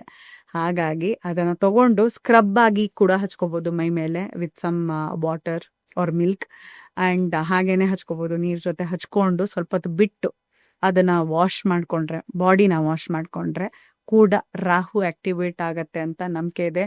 ಇದನ್ನ ಮಾಡೋ ಮುನ್ನ ನಿಮ್ಮ ಗ್ರಹಗತಿಗಳು ಹೇಗಿವೆ, ರಾಹು ವೀಕ್ ಇದೆಯಾ ಸ್ಟ್ರಾಂಗ್ ಇದೆಯಾ ನೋಡಿ ಮಾಡಬೇಕು. ಯಾವುದೇ ರೆಮಿಡಿ ಬ್ಲೈಂಡ್ ಆಗಿ ನಾವೆಲ್ಲೋ ನೋಡಿದ್ವಿ ಪಾಡ್ಕಾಸ್ಟ್ ಅಲ್ಲಿ, ಎಲ್ಲರಿಗೂ ವರ್ಕ್ ಆಗಲ್ಲ. ಅದಕ್ಕೆ ಪರ್ಸ್ನಲಿ ನೀವು ಮೀಟ್ ಮಾಡಬೇಕು, ಪರ್ಸ್ನಲಿ ನಿಮ್ಮ ಚಾರ್ಟ್ ಅನ್ನ ತೋರಿಸ್ಬೇಕು ಒಬ್ರಿಗೆ ಇದನ್ನೆಲ್ಲ ಮಾಡೋ ಮುಂಚೆ. ಬಟ್ ಖಂಡಿತ ಅದು ನಿಮ್ಗೆ ಸೂಟಬಲ್ ಇದ್ರೆ ವರ್ಕ್ ಖಂಡಿತ ಆಗತ್ತೆ. ಸೊ ಸ್ಕ್ರಬ್ ಹೇಳದ್ನಲ್ಲ, ಅದು ಕೂಡ ಮಾಡಬಹುದು. ಅಥವಾ ಒಂದು ಡಬ್ಬಿಯಲ್ಲಿ ಆ ಬ್ರೌನ್ ಕಾಫಿ ಪೌಡರ್ನ ಇಟ್ಕೊಂಡು ಅದರಲ್ಲಿ ಚೀಟಿಯಲ್ಲಿ ಬರೆದು ನಿಮ್ಗೆ ಏನೇನು ಮ್ಯಾನಿಫೆಸ್ಟೇಷನ್ ಮಾಡಬೇಕು ಅನ್ನೋದೇ ಇದೆ, ಅಥವಾ ಈ ಕಾಟಗಳಿಂದ ದೂರ ಆಗಬೇಕು, ಪ್ರಾಬ್ಲಮ್ಸ್ ಇಂದ ದೂರ ಆಗಬೇಕು ಅನ್ನೋದಿದ್ರೆ ಅದನ್ನೆಲ್ಲ ಬರೆದಿಟ್ಟು ಹೋಗಿದೆ ಚೆನ್ನಾಗಿದೆ ಅಂತ ಎಲ್ಲ ಬರೆದು ಅದ್ರ ಡಬ್ಬಿ ಒಳಗಡೆ ಮುಚ್ಚಿ ಒಂದ್ ಕಡೆ ಇಟ್ಟು 7 days ಆದ್ಮೇಲೆ ಅದನ್ನ ಡಿಸ್ಪೋಸ್ ಮಾಡ್ಬೇಕು. ಎಲ್ಲಿ, ಯಾವ್ದಾದ್ರು ಗಿಡಕ್ಕೆ ಹಾಕ್ಬೇಕು. ಆವಾಗ ನಿಮ್ಗೆ ಇದೆಲ್ಲ ಅಬಂಡೆನ್ಸ್ ಬರುತ್ತೆ ಅಂತ ನಂಬಿಕೆ ಇದೆ. ಇವೆಲ್ಲ ಮಾಡಿ ನೋಡಿ, ಟ್ರೈ ಮಾಡಿ ನೋಡಿ. ಸುಮ್ಮನೆ ನೋಡ್ಬಿಟ್ಟು ಇದು ಯಾವ್ದು ವರ್ಕ್ ಆಗಲ್ಲ ಅಂದ್ರೆ ಖಂಡಿತ ವರ್ಕ್ ಆಗಲ್ಲ. ಅಂಡ್ ಏನೋ ಇದೆ, ಲೆಟ್ ಮೀ ಟ್ರೈ ಅಂತ ನಂಬಿಕೆ ಇಟ್ಕೊಂಡು ಮಾಡಿ ನೋಡಿ. ಅಲೈನ್ ಯೋರ್ ಸೆಲ್ಫ್, ಆಗೇ ಆಗತ್ತೆ. ಹೆಂಗೆ ಮಿರರ್ ಬಗ್ಗೆ ಜಸ್ಟ್ ಮಾತಾಡಿದ್ವಿ ಪೋರ್ಟಲ್ ಅಂತ. ಇವಾಗ ಕೆಲವೊಂದ್ಸಲ ನಮ್ಗೆ ಈಸಿ ಮೆಥಡ್ಸ್ ಬೇಕು. ಇವಾಗಿನ ಕಾಲದಲ್ಲಿ ಬೆಳಗಿಂದ ಸಂಜೆ ಲ್ಯಾಪ್ಟಾಪ್ ಮುಂದೆ ಕೂತ್ಕೊಂಡಿರ್ತೀವಿ, ವರ್ಕ್ ಫ್ರಮ್ ಹೋಮ್ ಇರುತ್ತೆ. ಹೆಂಗ್ ಮ್ಯಾನಿಫೆಸ್ಟೇಷನ್ ಮಾಡೋದಪ್ಪ ಅಂತೆಲ್ಲ ಯೋಚನೆಗಳಿರುತ್ತೆ. ಅಂತ ಸಂದರ್ಭದಲ್ಲಿ easy method to manifest few things ಅಂದ್ರೆ ಕೆಲವೊಂದನ್ನ ಪೋರ್ಟಲ್ ಅಂತ ನಂಬ್ತೀವಿ. ಇವಾಗ ದೇವರ ಆರಾಧನೆ ಮಾಡುವಾಗ ಒಂದು ರಂಗೋಲಿ ಎಲ್ಲ ಹಾಕ್ತಿವಿ, ಅದು ಒಂದು ಪೋರ್ಟಲ್ ಅಂತ ನಂಬ್ತೀವಿ. ಅದೇ ಚಿಹ್ನೆನ ನಾವು ರಂಗೋಲಿ ಹಾಕ್ಬೇಕು, ಆವಾಗ ದೇವ್ರು ಬರ್ತಾರೆ ಅನ್ನೋ ರೀತಿನೇ ಇವಾಗ ಕೆಲವೊಂದು ಮಾಡರ್ನ್ ವರ್ಲ್ಡ್ ಅಲ್ಲಿ ಯಾವ್ದನ್ನ ಪೋರ್ಟಲ್ ಮಾಡ್ಕೋಬಹುದು. Door, simple door manifestation. 2 door things ಹೇಳ್ತೀನಿ ನಾನು. ಅಂಡ್ ಇದನ್ನ ನಾನ್ ಮಾಡಿದೀನಿ, ಕ್ಲೈಂಟ್ಸಿಗೆ ಕೊಟ್ಟಿದ್ದೀನಿ. ಅಬಂಡೆಂಟ್ ಆಗಿ ಕಮೆಂಟ್ಸ್ ಇವೆ, ನೀವೇ ಹೋಗಿ ನೋಡ್ಬೋದು. ತುಂಬಾ ಫಾಸ್ಟ್ ಆಗಿ ವರ್ಕ್ ಆಗುತ್ತೆ ಇದೆಲ್ಲ door manifestation. So every time you open the door, you think ನನಗೆ ಒಳ್ಳೇದಾಯ್ತು, ಚೆನ್ನಾಗಾಗ್ತಿದೆ, ಓ ನಂಗೆ ಜಾಬ್ ಸಿಕ್ಬಿಡ್ತು, ಆ ಥರ ವಿಜುವಲೈಸೇಷನ್ ಮಾಡ್ಕೊಂಡು ಡೋರ್ ಓಪನ್ ಆದಾಗ every time if you tell this, ಒಂದು ಕನ್ಸಿಸ್ಟೆಂಟ್ ಆಗಿ ಡೋರ್ ನಾವು ತೆಗಿತೀವ, ಮನೆಯಲ್ಲಿದ್ದಾಗ್ಲಿ ಆಫೀಸಲ್ಲಾಗ್ಲಿ ಡೋರ್ ಅಂತೂ ತೆಗಿತೇವೆ. ಸೊ ಅಲ್ಲಿಗೆ ಸ್ಯಾಟರ್ನ್ ಇಸ್ ಹ್ಯಾಪಿ. ಯಾಕಂದ್ರೆ ಕನ್ಸಿಸ್ಟೆಂಟ್ ಆಗಿ ದಿನಾ ಒಂದ್ ಬಿಹೇವಿಯರ್ ಮಾಡೋದು ಸ್ಯಾಟರ್ನ್ ಪ್ಲೀಸ್ ಮಾಡತ್ತೆ ಅಂತ ನಂಬಿಕೆ. ಆ ಪ್ಲಾನೆಟ್ ನ ಯಾಕೆ ಪ್ಲೀಸ್ ಮಾಡ್ಬೇಕು? ನಮ್ಮ ಗುಡ್ ಕರ್ಮನ ನಾವು ಇನ್ಕ್ರೀಸ್ ಮಾಡ್ಕೊಂಡ್ರೆ, ಕನ್ಸಿಸ್ಟೆನ್ಸಿ ತೋರ್ಸಿದ್ರೆ ಹಿ ವಿಲ್ ಬಿ ಪ್ಲೀಸ್ಡ್. ಅವಾಗ ನಮ್ಗೇನ್ ಬೇಕೋ ಜಲ್ದಿ ಸಿಗತ್ತೆ ಅಂತ ಆ ರೀತಿಯಿಂದಾನು ನೋಡ್ಬೋದು astrologically. And every time you open a door, that means some opportunity opened up for you, right? You are entering a good place ಅಲ್ಲಿ. So that is the thought process. Portal ಆಗಿ ನಾವು ಡೋರ್ನ ತಗೊಂಡು ಓಪನ್ ಮಾಡಿದಾಗೆಲ್ಲ ನೀವು positive affirmations ಹೇಳಿದ್ರೆ, positive affirmations ಅಂದ್ರೇನು? ಪದಗಳಲ್ಲಿ ಒಳ್ಳೆ ಥಿಂಗ್ಸ್ ನ ಹೇಳೋದು, ಒಳ್ಳೆ ಮಾತುಗಳನ್ನ ಆಡೋದು. ಯಾಕಂದ್ರೆ ಈಗಷ್ಟೇ ತಿಳ್ಕೊಂಡ್ವಿ ಮಾತುಗಳಲ್ಲಿ ಎಷ್ಟು ಪವರ್ ಇದೆ, ನಾವು ಹೇಳೋದು ಅದ್ರಲ್ಲಿ ಎಷ್ಟು ಪವರ್ ಇದೆ ಅಂತ. ಅದನ್ನ ಮಾಡ್ಬೋದು. ಮತ್ತೆ ಪ್ರತಿ ತಿಂಗಳು ಡೋರ್ ಹತ್ರ ಹೋಗಿ ನಿಂತ್ಕೊಂಡು ಫಸ್ಟ್ ಆಫ್ ಎವ್ರಿ ಮಂತ್ 1ನೇ ತಾರೀಕು ಡೋರ್ ಆಚೆ ಕಡೆ ನಿಂತ್ಕೊಂಡ್ಬಿಟ್ಟು ಸಿನಮನ್ ಪೌಡರ್ ತಗೊಂಡು, ಸಿನಮನ್ಗೆ ತುಂಬಾ ಸ್ಪಿರಿಚುವಲ್ ಬೆನಿಫಿಟ್ಸ್ ಇದೆ ಅಂತ ನಂಬಿಕೆ ಇದೆ, ಅದನ್ನ ತುಂಬಾ ಕಡೆ ಯೂಸ್ ಮಾಡಿದೀವಿ. ಸೊ ಅದನ್ನ ಜಸ್ಟ್ ಪೌಡರ್ ಕೈಯಲ್ಲಿ ಇಟ್ಕೊಂಡು ಅಂತ ಡೋರಿಗೆ ಮಾಡಿದ್ರು ಕೂಡ ತುಂಬಾ ದುಡ್ಡು, ತುಂಬಾ ಅಬಂಡೆನ್ಸ್, ಪ್ರಾಸ್ಪೆರಿಟಿ, ಮನಿ, ರಿಲೇಶನ್ಶಿಪ್ಸ್ ತುಂಬಾ ಚೆನ್ನಾಗಾಗತ್ತೆ ನಿಮ್ಮ ಮನೇಲಿ. ಮಾಡಿ ನೋಡಿ ಇದು ಡೋರ್ ಮ್ಯಾನಿಫೆಸ್ಟೇಷನ್ ಅಂತ. ತುಂಬಾ ಲಕ್ಕಿ ಫೀಲ್ ಮಾಡ್ತೀರಾ. ಲಕ್ಕಿ ಅನ್ಸಕ್ ಸ್ಟಾರ್ಟೇ ಆಗ್ಬಿಡತ್ತೆ ನಿಮ್ಗೆ. ಇದನ್ನ ಮಾಡಿದ ಒಂದು ಫ್ಯೂ ಅವರ್ಸ್ ಅಲ್ಲಿ ರಿಸಲ್ಟ್ಸ್ ಕಾಣಿಸೋದು ಉಂಟು. ಈಗ ಮನಿ ಅಬಂಡೆಂಟ್ಲಿ ಬರ್ಲಿ ಅಂತ ತುಂಬಾ ಸಾಲ, ಡೆಟ್ಸ್, ಎಲ್ಲೋ ಒಂದ್ ಕಡೆ ದುಡ್ಡು ಕೊಟ್ಟಿದೀವಿ ವಾಪಸ್ ಬರ್ತಾ ಇಲ್ಲ, ಏನಪ್ಪ ಮಾಡೋದು ಅಂತ ತುಂಬಾ ಬೇಜಾರಲ್ಲಿದ್ರೆ ಟೀ ಮ್ಯಾನಿಫೆಸ್ಟೇಷನ್ ಮಾಡಿ ನೋಡಿ.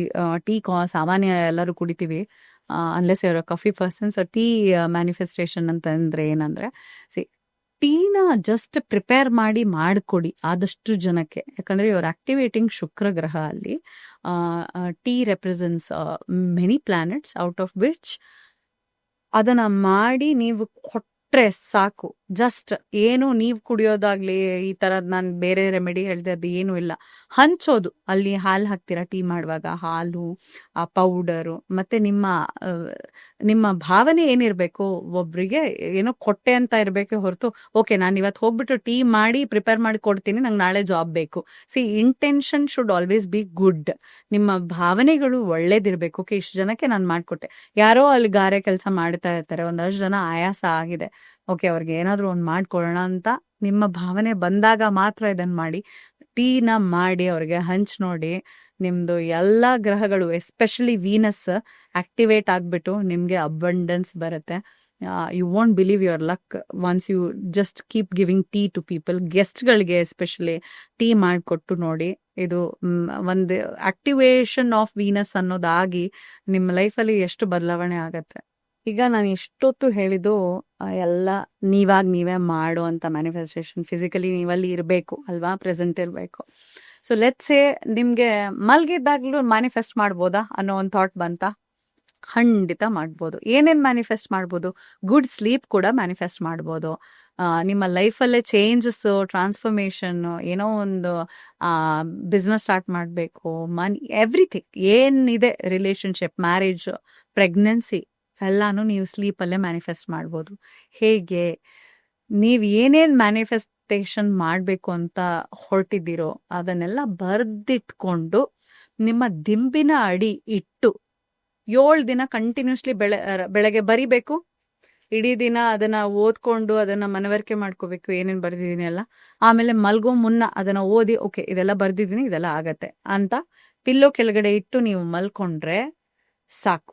And every day what you write ಅದನ್ನ ನೀವು ಡಿಸ್ಪೋಸ್ ಮಾಡ್ಬಿಡಿ. ಅಂದ್ರೆ ಬರ್ನ್ ಮಾಡಿ ಆಶಸ್ನ ಬ್ಲೋನ್ ಆದ್ರೂ ಮಾಡ್ಬೋದು, ಅಥವಾ ಆ ಚೀಟಿಗಳನ್ನೆಲ್ಲ ಹರಿದು ರಿಲೀಸ್ ಆದ್ರೂ ಮಾಡ್ಬೋದು, ಅಗದು ಮಣ್ಣಿನ ಒಳಗಡೆನೂ ಹಾಕ್ಬೋದು, ಹೇಗಾದ್ರೂ ಡಿಸ್ಪೋಸ್ ಮಾಡ್ಬೋದು. ಬಟ್ ಪ್ರತಿದಿನ ಇದನ್ನ ಬರಿಬೇಕು.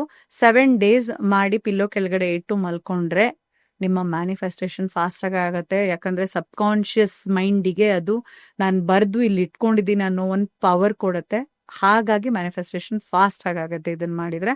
ಆಲ್ಸೋ ಗುಡ್ ಸ್ಲೀಪ್ ಬೇಕು. ತುಂಬಾ ಕೆಟ್ಟ ಕನ್ಸುಗಳೆಲ್ಲ ಬರ್ತಾ ಇದೆ, ಹೆಂಗಪ್ಪ ಮ್ಯಾನಿಫೆಸ್ಟ್ ಮಾಡೋದು ಅಂತ ಇದ್ರೆ ಗಾರ್ಲಿಕ್ ಪಾಡ್ಸ್ ಸಿಗತ್ತಲ್ಲ, ಬೆಳ್ಳುಳ್ಳಿ, ಅದು ಫುಲ್ ಬೆಳ್ಳುಳ್ಳಿ ಹೋಲ್ ಅನ್ನ ನೀವು ದಿಮ್ ಕೆಳಗಡೆ ಇಟ್ಟು ಮಲಗಿದ್ರೆ ತುಂಬಾ ಒಳ್ಳೆ ಸ್ಲೀಪ್ ಸಿಗತ್ತೆ ನೋಡಿ. You will not even realise how, but ಅದು ಕೆಮಿಕಲ್ ರಿಲೀಸ್ ಮಾಡುತ್ತೆ and you will be able to sleep better. So ಮುಂಚೆ ಎಲ್ಲ ಹೆಂಗೆ ಅಂದ್ರೆ ಈ ಸಿನಿಮಾಗಳಲ್ಲಿ ಹಾವಿನ ಸಿನಿಮಾಗಳು. ಸೊ ಇವತ್ತು ನಾವು ಮಾತಾಡೋದು ಅಫ್ಕೋರ್ಸ್ ನಾಗಾಸ್ ಬಗ್ಗೆ. ಈಗ ಹಾವು ಮನುಷ್ಯನ ರೂಪದಲ್ಲಿ ಬರೋದಂತೆ, ಸೇಡ್ ತೀರಿಸ್ಕೊಳ್ಳೋದಂತೆ, ಆಮೇಲೆ ಯಾವ್ದು ನಾಗಲೋಕ ಅಂತ ಇದೆ, ನಾಗಲೋಕಕ್ಕೆ ಹೋಗೋದಂತೆ, ನಾಗಮಣಿ ಅಂತೆ, ಈ ಥರದ್ದೆಲ್ಲ ಚಿಕ್ಕ ವಯಸ್ಸಲ್ಲೆಲ್ಲ ಅಫ್ಕೋರ್ಸ್ ತುಂಬ ಜನ ರಿಲೇಟ್ ಮಾಡ್ಕೋತಾರೆ. ಅದು ಹೇಗೆ ಅಂದರೆ ಹಾವು ಅಂದ್ರೇ ನಾವು ಅದನ್ನು ನೋಡೋ ರೀತಿನೇ ಬೇರೆ. ಹಾವು ಮನುಷ್ಯ ಆಗ್ತಾನೆ, ಮನುಷ್ಯ ಹಾವಾಗತ್ತೆ. ಇಂಡಿಯನ್ ನಮ್ಮ ಧರ್ಮದಲ್ಲಿ ಆಗ್ಬೋದು, ನಮ್ಮ ಇಂಡಿಯನ್ ಟ್ರೆಡಿಷನ್ಸ್ ಅಲ್ಲಿ ಆಗ್ಬೋದು, ಪ್ರತಿಯೊಂದು ಕಡೆ ನಾಗಾಸ್ ಏನಂತೀವಿ ಅದಕ್ಕೆ ವಿಶೇಷವಾದಂಥ ಒಂದು ಸ್ಥಾನ ಇದೆ. ಈ ನಾಗಾಸ್ ಅಂದ್ರೆ ಯಾವ್ದಾದ್ರು ಒಂದು ಪರ್ಟಿಕ್ಯುಲರ್ ಹಾವನ್ನ ಮಾತ್ರ ನಾಗ ಅಂತ ಕರಿತೀವ, ಅಥವಾ ನಾಗಾಸ್ ಅಂದ್ರೆ ಯಾರು, ನಾಗಾಸ್ ಅಂದ್ರೆ ಏನು, ಎಲ್ಲಿರ್ತಾರೆ ಇವರು? ತುಂಬ ಚೆನ್ನಾಗಿ ಕೇಳಿದ್ದೀರಾ ಪ್ರಶ್ನೆಯನ್ನ. ಸೊ ಹೌದು, ಹಳೆ ಕಾಲದ ಮೂವೀಸಲ್ಲಿ, ಇವಾಗಿನ ಕಾಲದ ಮೂವೀಸ್ ಅಥವಾ ಸೀರಿಯಲ್ಸಲ್ಲೂ ನಾವು ನೋಡ್ತಾ ಇರ್ತೀವಿ. ಹ್ಯೂಮನ್ಸ್ ನಾಗಾಸ್ ಆಗ್ತಾರೆ, ನಾಗಾಸ್ ಬರ್ತಾರೆ ವಾಪಸ್ಸು ಸೇಡ್ಸಿ ತೀರ್ಸ್ಕೊಳ್ಳೋದು, ಅದೆಲ್ಲ ನೋಡಿದ್ದೀವಿ.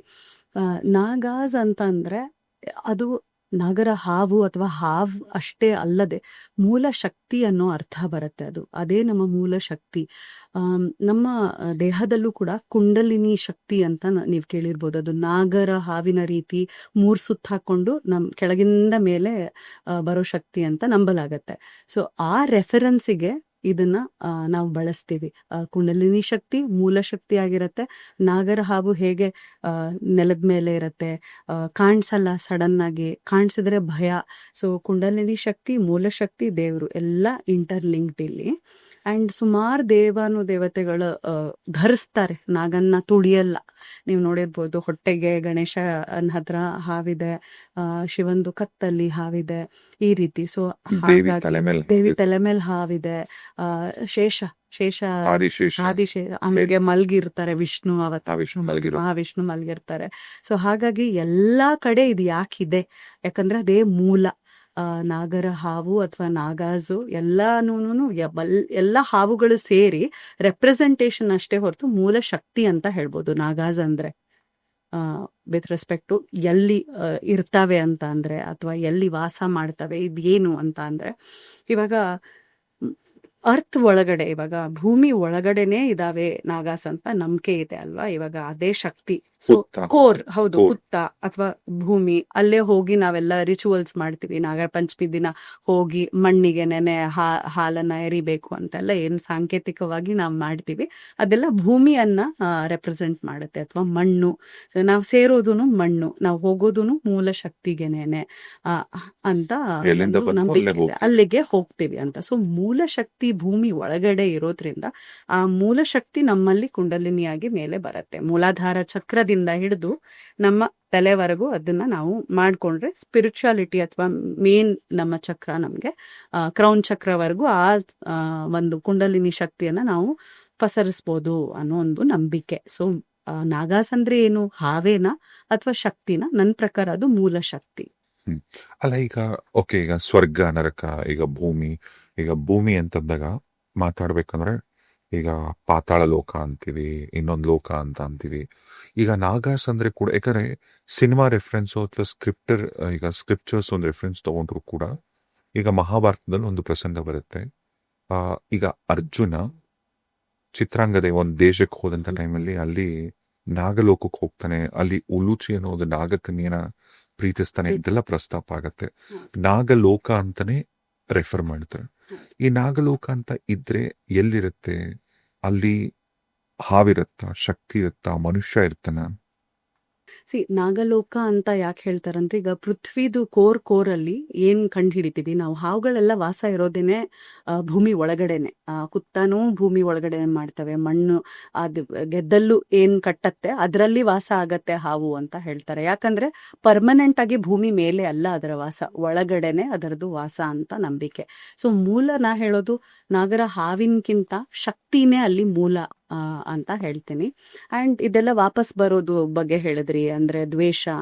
ಈ ಹಿಂದೂ ಧರ್ಮದಲ್ಲಿ ಯಾರ್ಯಾರು ನಾವಿದ್ದೀವಿ ನಾವು ನೋಡಿರ್ಬೋದು, ಮಕ್ಕಳಾಗ್ತಿಲ್ಲ, ಮದುವೆ ಆಗ್ತಾ ಇಲ್ಲ, ಏನಾದ್ರೂ ಭಯ, ಮತ್ತೆ ತುಂಬಾ ತೊಂದರೆಗಳಾಗ್ತಾ ಇದೆ ಅಂತಂದ್ರೆ ಕುಕ್ಕೆಗೆ ಹೋಗಿ ಬನ್ನಿ, ನಾಗರ ಪೂಜೆ ಮಾಡ್ಬಿಟ್ಟು ಬನ್ನಿ ಅಂತ ಹೇಳ್ತಾರೆ. ನಾಗದೋಷ ಅನ್ನೋದಿದೆ ಅಂತ ಹೇಳ್ತಾರೆ. ಸೊ ಭೂಮಿನ ನಾವು ಅಲ್ಲೇ ತಾನೇ ವಾಸ ಮಾಡ್ತಾ ಇರೋದು. ನಾವೆಲ್ಲ ಏನ್ ಮಾಡ್ತೀವಿ, ನಾವೆಲ್ಲ ಕಾಡನ್ನ ಈಗ ನಾಡ್ ಮಾಡಿದೀವಿ ನಾವೇ, ಅಗದು.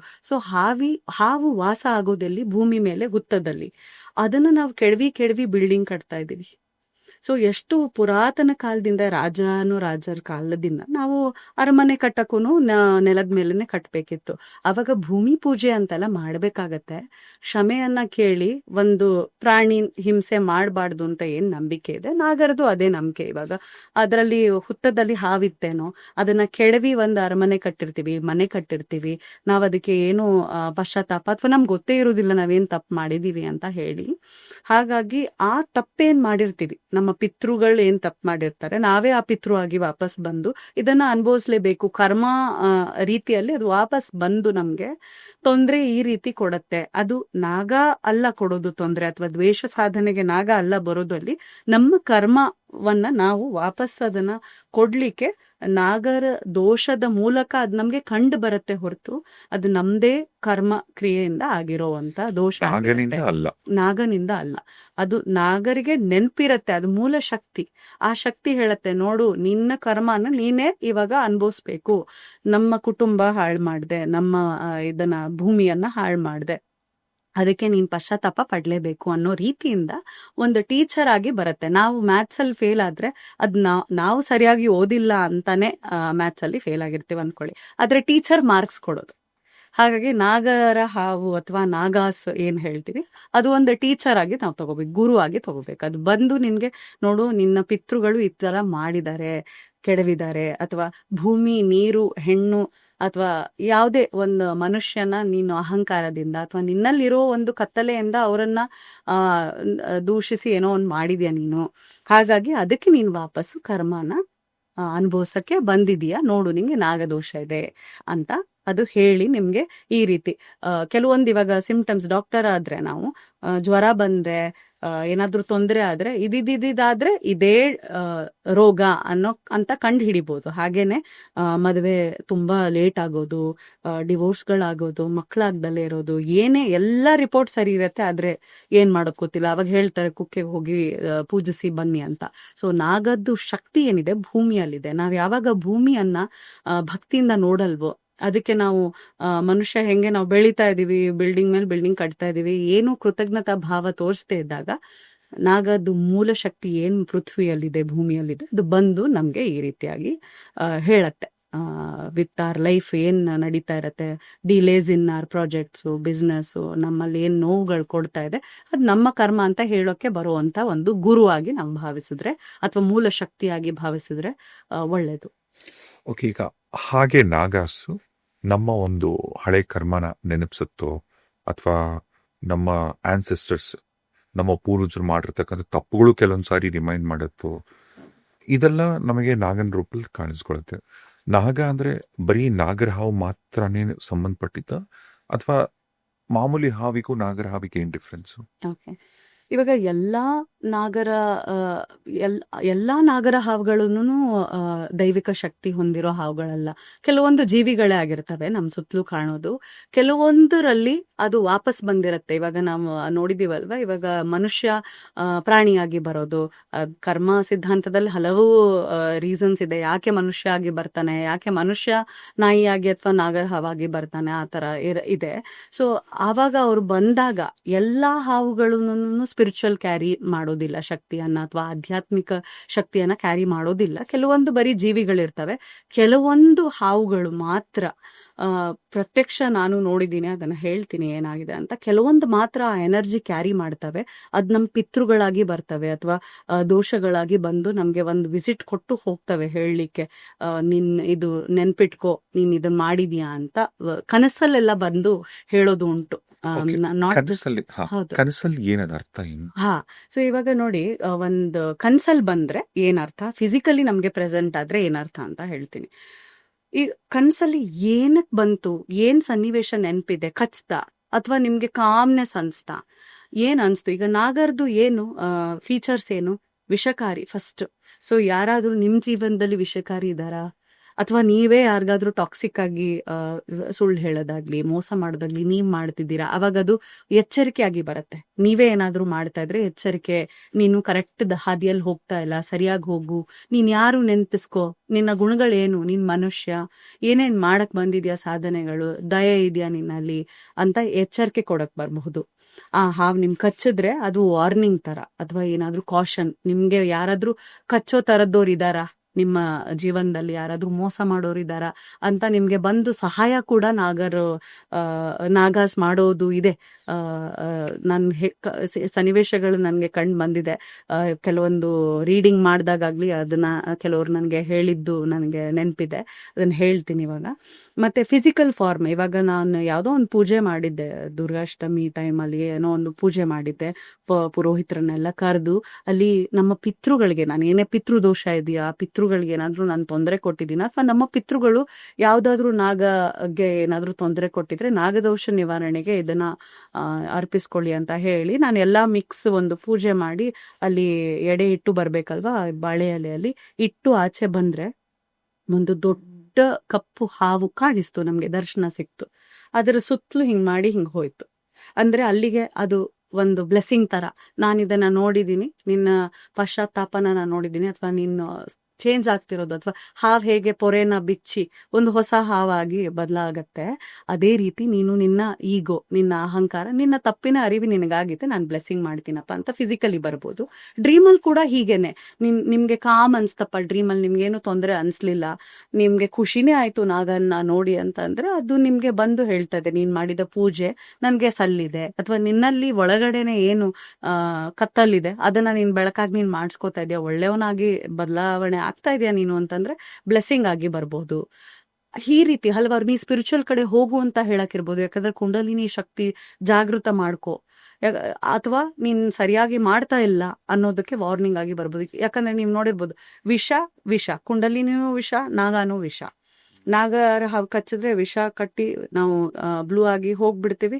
ಕುಂಡಲಿನಿ ಸರಿಯಾಗಿ ಮಾಡದೇ ಇದ್ರೆ ಕುಂಡಲಿನಿ ಸೈಕೋಸಿಸ್ ಅನ್ನೋದು ಆಗತ್ತೆ. ಅದನ್ನ ವೀಕ್ಷಕರು ಅದನ್ನ ಚೆಕ್ ಮಾಡ್ಬೋದು, ಏನದು ಕುಂಡಲಿನಿ ಸೈಕೋಸಿಸ್ ಅಂತ. ತೀರಾ ನಮ್ಗೆ ಇವಾಗ ಕೆಲವೊಂದ್ಸಲ ನಮ್ಗೆ ದೇವಸ್ಥಾನದಲ್ಲಿ ಆಗೋ ಎಕ್ಸ್ಪೀರಿಯನ್ಸಸ್ ನಮ್ಗೆ ಮಾತಿನಲ್ಲಿ ಶೇರ್ ಮಾಡಕ್ ಆಗಲ್ಲ ನೋಡಿ.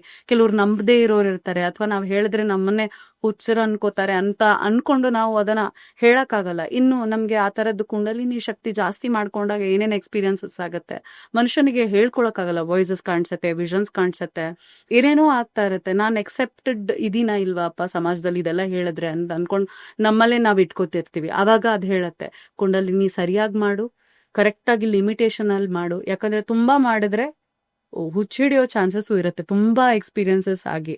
ಹಾಗಾಗಿ ಒಂದು ಮಾಡರೇಷನ್ ಅಲ್ಲಿ ಮಾಡುವಂತ ಒಂದು ಹೇಳಕ್ ಬರುತ್ತೆ. ಈ ರೀತಿ ಹಲವಾದ ರೀತಿಯಲ್ಲಿ ಬಂದು ನಮ್ಮನ್ನ ಕಾಂಟ್ಯಾಕ್ಟ್ ಮಾಡ್ತವೆ. ಸರಿ, ಈಗ ಕುಂಡಲಿನಿ ಆಕ್ಟಿವೇಟ್ ಆದ್ರೆ ಏನೇನೆಲ್ಲ ಆಗುತ್ತೆ ಅವರಿಗೆ?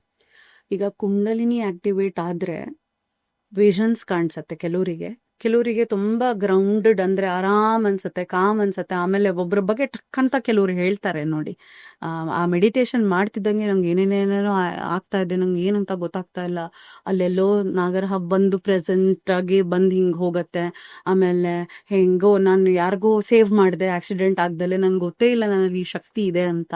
ಆ ರೀತಿಯಾಗಿ ಆಶ್ಚರ್ಯ ಆಗೋದು ಉಂಟು. ಕೆಲವೊಂದ್ಸಲ ಶಕ್ತಿಗಳು ಬಂದು ನಿಮ್ಗೆ ಏನೋ ಹೇಳ್ಸತ್ತೆ, ನಿಮ್ಮ ಥ್ರೂ ಹೇಳಿಸ್ಬಿಡತ್ತೆ. ಯಾಕ ಹೇಳ್ದೆ ಗೊತ್ತಿಲ್ಲ, ನಂಗೆ ಏನಾಯ್ತು ಗೊತ್ತಿಲ್ಲ, ನಾನು ನಿಮ್ಗೇನೋ ಹೇಳ್ದೆ ಅಂತ ಬರತ್ತೆ.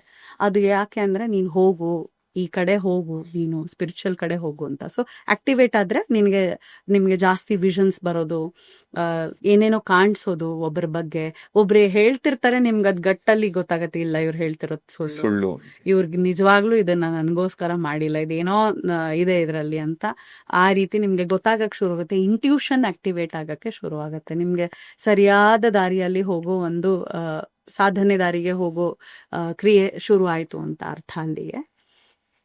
ಸೊ ಈಗ ನಾಗಗಳೇ ಅಂದ್ರೆ ಹಾವಿನ ರೂಪದಲ್ಲಿ ಕಾಣಿಸ್ಕೊಳ್ಳುತ್ತೆ ಅಲ್ಲಿ ಅಂತ. ಈಗ ಹಿಂದೆಲ್ಲ ನಾವು ಕೇಳಿದ್ರಿ ಕಥೆಗಳಲ್ಲಿ, ಕೆಲವರು ವಿಟ್ನೆಸ್ ಮಾಡಿದ್ರು ಇದಾರೇನೋ. ಈಗ ಹೇಗೆ ಅಂದ್ರೆ, ಈಗ ಇಚ್ಛಾಧಾರ ನಾಗಿನ್ಸ್ ಅಂತ ಕರಿತೀವಿ. ಅಂದ್ರೆ ಒಂದು ನಾಗ ಮನುಷ್ಯನ ರೂಪ ಕೂಡ ಪಡೆಯುತ್ತಂತೆ. ಇದು ನಿಜವಾಗ್ಲೂ ಸಾಧ್ಯ ಆಗತ್ತಾ ಇದು?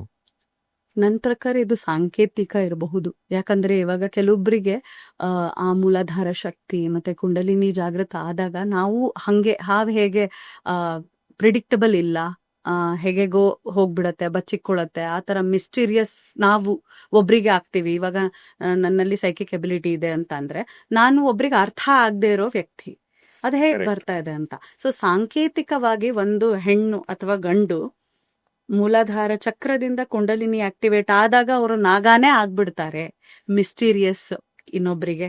ಹೇಗೆ ಇದು ಬಂತು, ಇವಾಗ ಎಷ್ಟು ಜನ ನುಡಿತಾರೆ, ಭವಿಷ್ಯ ನುಡಿತಾರೆ, ಹೇಗೆ ಅಂತ ನಮ್ಗೆ ಸೈಂಟಿಫಿಕಲಿ ಎಕ್ಸ್ಪ್ಲೇನ್ ಮಾಡಕ್ ಬರಲ್ಲ, ಬಟ್ ಅದ್ ನಿಜ ಆಗತ್ತೆ. ಹೌದು, ಕಾಣಿಸತ್ತೆ. ಸೋಲ್ಸ್ ಜೊತೆ ಕಮ್ಯುನಿಕೇಟ್ ಮಾಡ್ತಾರೆ, ಡ್ರೀಮ್ ಇಂಟರ್ಪ್ರಿಟ್ ಮಾಡ್ತಾರೆ. ನಾಳೆ 12 ಗಂಟೆಗೆ ಇದಾಗತ್ತೆ ಅಂದ್ರೆ ಅದು ಆಗತ್ತೆ ಒಬ್ರಿಗೆ. ಹೇಗೆ ನಮ್ಮ ಹತ್ರ ಏನಾದ್ರೂ ಇದೆಯಾ ವಿಧಾನಗಳು ಕಂಡುಹಿಡಿಯಕ್ಕೆ ಅದು ಹೇಗಾಯ್ತು ಅಂತ. ಹಾಗೇನೆ ನಾಗ ಎಲ್ಲಿ ವಾಸ ಆಗತ್ತೆ, ಹುತ್ತ ಎಲ್ಲಿ ಒಳಗಡೆ ಇರತ್ತೆ, ಎಲ್ಲ ಮಿಸ್ಟರಿ ಆಗಿರತ್ತೆ ಅನ್ನೋದಕ್ಕೆ ಸಾಂಕೇತಿಕವಾಗಿಯೂ ಇರಬಹುದು. ಅಥವಾ ಆವಾಗಿನ ಕಾಲದಲ್ಲಿ ಇವಾಗ ಡೈನೋಸಾರ್ಗಳು ಎಕ್ಸ್ಟಿಂಕ್ಟ್, ಇವಾಗ ನಮಗ್ ಗೊತ್ತಿಲ್ಲ ಅವುಗಳು ಹೇಗಿದ್ವು, ಫಾಸಿಲ್ ಸಿಗತ್ತೆ, ಅವಾಗ ನಾವು ಕಂಡುಹಿಡಿಬಹುದು. ಇದಕ್ಕಂತೂ ಮೂಳೆನೇ ಇಲ್ಲ.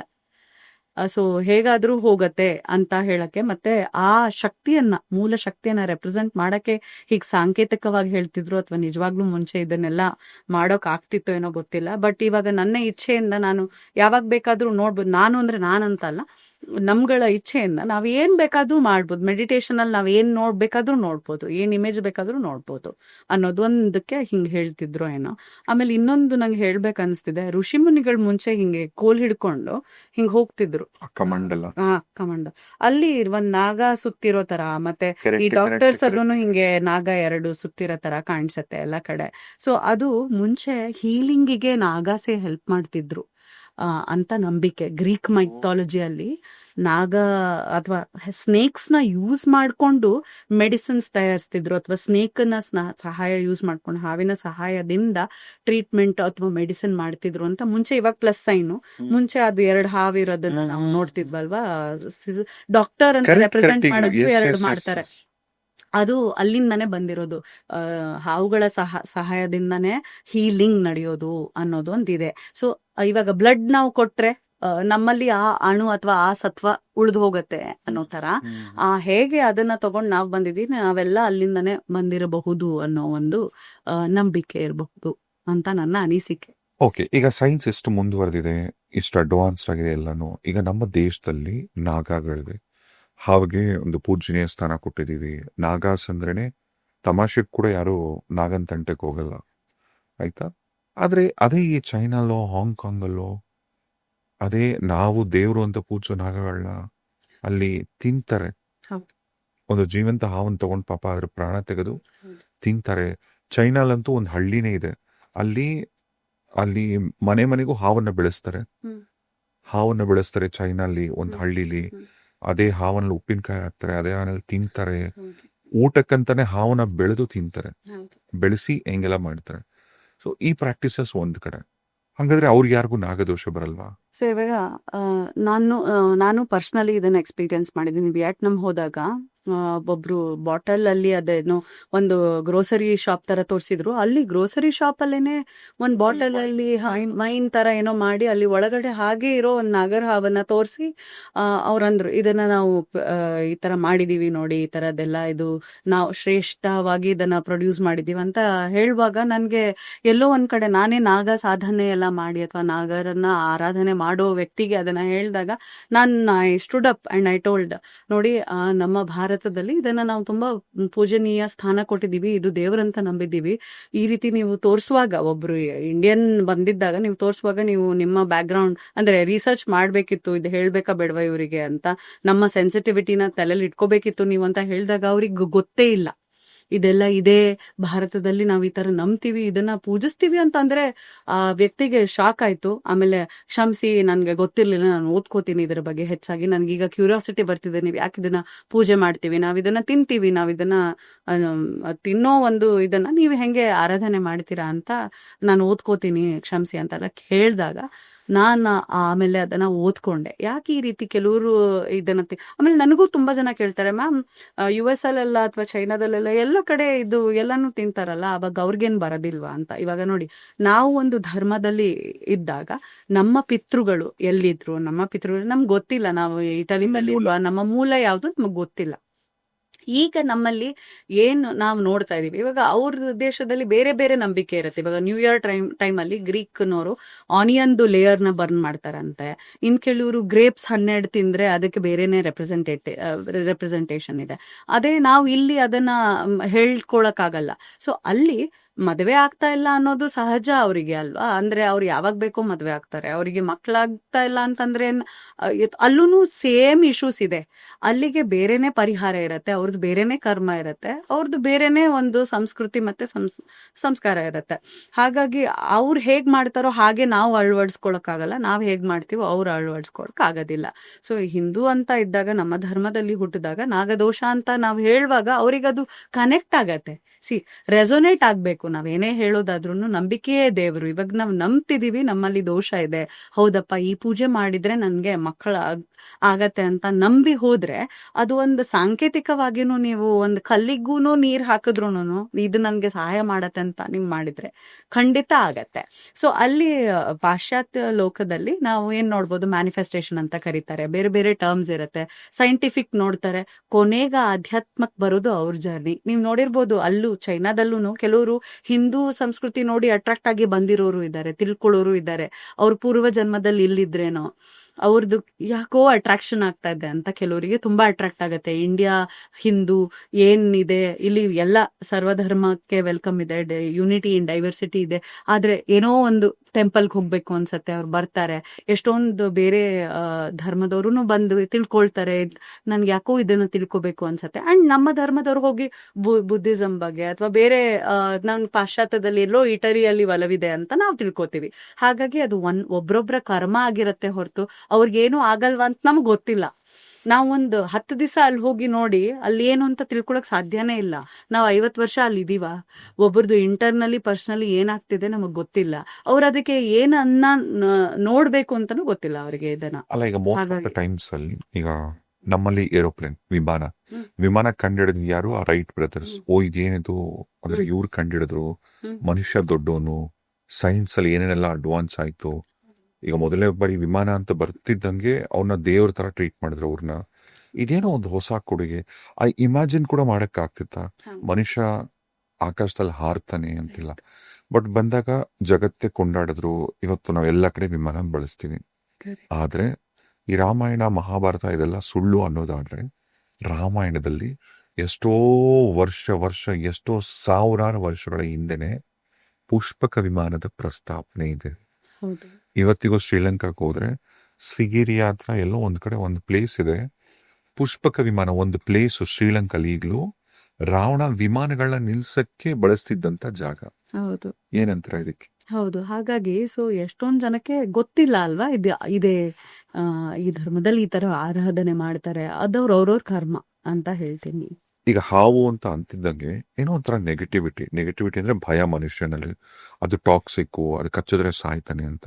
ಬಟ್ ಅದೇ ನಾಗ ಪ್ರೊಟೆಕ್ಷನ್ ಕೂಡ ಆಗತ್ತೆ ಅಲ್ವಾ? ಹೌದು. ಒಂದು ಬಾಡಿ ಗಾರ್ಡ್ ಇದ್ದಂಗೆ. ಈಗ ಬಾಡಿ ಗಾರ್ಡ್ ಯಾರಿಗೆ ಹಾರ್ಮ್ ಮಾಡ್ತಾರೆ, ನಾವು ನಮ್ಮ ಜೊತೆಲೇ ಇಟ್ಕೊಂಡು ಹೋಗ್ತಾ ಇದ್ರೆ ನಮ್ಮನ್ನ ನಾವು ಅವ್ರು ನಮ್ಮ ಬಾಡಿ ಗಾರ್ಡ್ ಅಂತ ನಮ್ಗೆ ಗೊತ್ತಾಗಿದ ತಕ್ಷಣ ಅವರು ಬೇರೆಯವ್ರಿಗೆ ಹಾರ್ಮ್ ಮಾಡ್ತಾರೆ, ನಮ್ಮನ್ನ ಪ್ರೊಟೆಕ್ಟ್ ಮಾಡ್ತಾರೆ. ಕರೆಕ್ಟ್. ಹೌದಾ? ಅದೇ ನಮ್ಮ ಬಾಡಿ ಗಾರ್ಡ್ ನಮ್ಗೇನೆ ಏನೋ ಮಾಡಕ್ ಸಾಧ್ಯ ಇಲ್ಲ, ಅಂದ್ರೆ in all means generally speaking. ಹಾಗಾಗಿ ನಾಗಾಸ್ ಹೀಗೇನೆ, ನಾವು ಯಾರಿಗೆ ಆರಾಧನೆ ಮಾಡ್ತೀವಿ, ಯಾರಿಗೆ ನಮ್ಮ ಪ್ರೊಟೆಕ್ಷನ್ ಕೊಡಪ್ಪ ಅಂತ ನಾವು ಕೇಳ್ಕೊತೀವಿ, ಆ ಕುಟುಂಬನ ನಾಗಾಸ್ ಪ್ರೊಟೆಕ್ಟ್ ಮಾಡ್ತವೆ. ನಾನು ರೀಸೆಂಟ್ಲಿ ಆಕಾಶಿಕ್ ರೀಡಿಂಗ್ ಮಾಡ್ತಾ ಇದ್ದಾಗ ಒಬ್ರು ಕೇಳಿದ್ರು, ಈ ತರ ನಾಗದೋಷ ಏನಾದ್ರು ಇದೆಯಾ ಅಂತ ಏನೋ ಅಂತ ಕೇಳಿದ್ರು. ಅವಾಗ ನಾನು ಇಲ್ಲ, ನೀವೇನೋ ಒಂದು ಪೂಜೆ ಮಾಡಿಸ್ಕೊಂಡ್ ಬಂದಿದ್ದೀರಾ, ಅದು ಹೋಗಿದೆ ಅಂತ ಹೇಳಿದೆ ನಾನು. ಹೌದು, ನಾವು ಜಸ್ಟ್ ಲಾಸ್ಟ್ ವೀಕ್ ಹೋಗಿ ಮಾಡ್ಕೊಂಡ್ ಬಂದ್ವಿ ಅಂತ. ಅದ್ ಬ್ಲೆಸ್ಸಿಂಗ್ ತರ ಹೂ ಬೀಳ್ಸ್ದಂಗೆ ನಂಗೆ ಕಾಣಿಸ್ತು. ಎರಡು ಹಿಂಗೆ ಕಾಯಿಲ್ಡ್ ಹಾವುದು ಸ್ಟ್ಯಾಚು ಅಥವಾ ಐಡಲ್, ಅಂಡ್ ಅದು ಹೂ ಬೀಳ್ಸೋ ತರ ನಂಗೆ ವಿಷನ್ ಬಂತು. ನಾನು ಅವ್ರಿಗೆ ವಿಷನ್ ಬಗ್ಗೆ ಏನ್ ಹೇಳಲಿಲ್ಲ, ಕ್ಲಿಯರ್ ಆಗಿದೆ ಅಂತ ಬಂತು ಅಂತ. ಕೆಲವ್ರು ಕೇಳ್ತಾರೆ, ನಾನು ಹೋದೆ ಕೊಕ್ಕೆಗೆ ಪ್ರತಿ ತಿಂಗಳು ಹೋಗ್ತಾ ಇರ್ತೀನಿ, ಕ್ಲಿಯರ್ ಆಯ್ತಾ?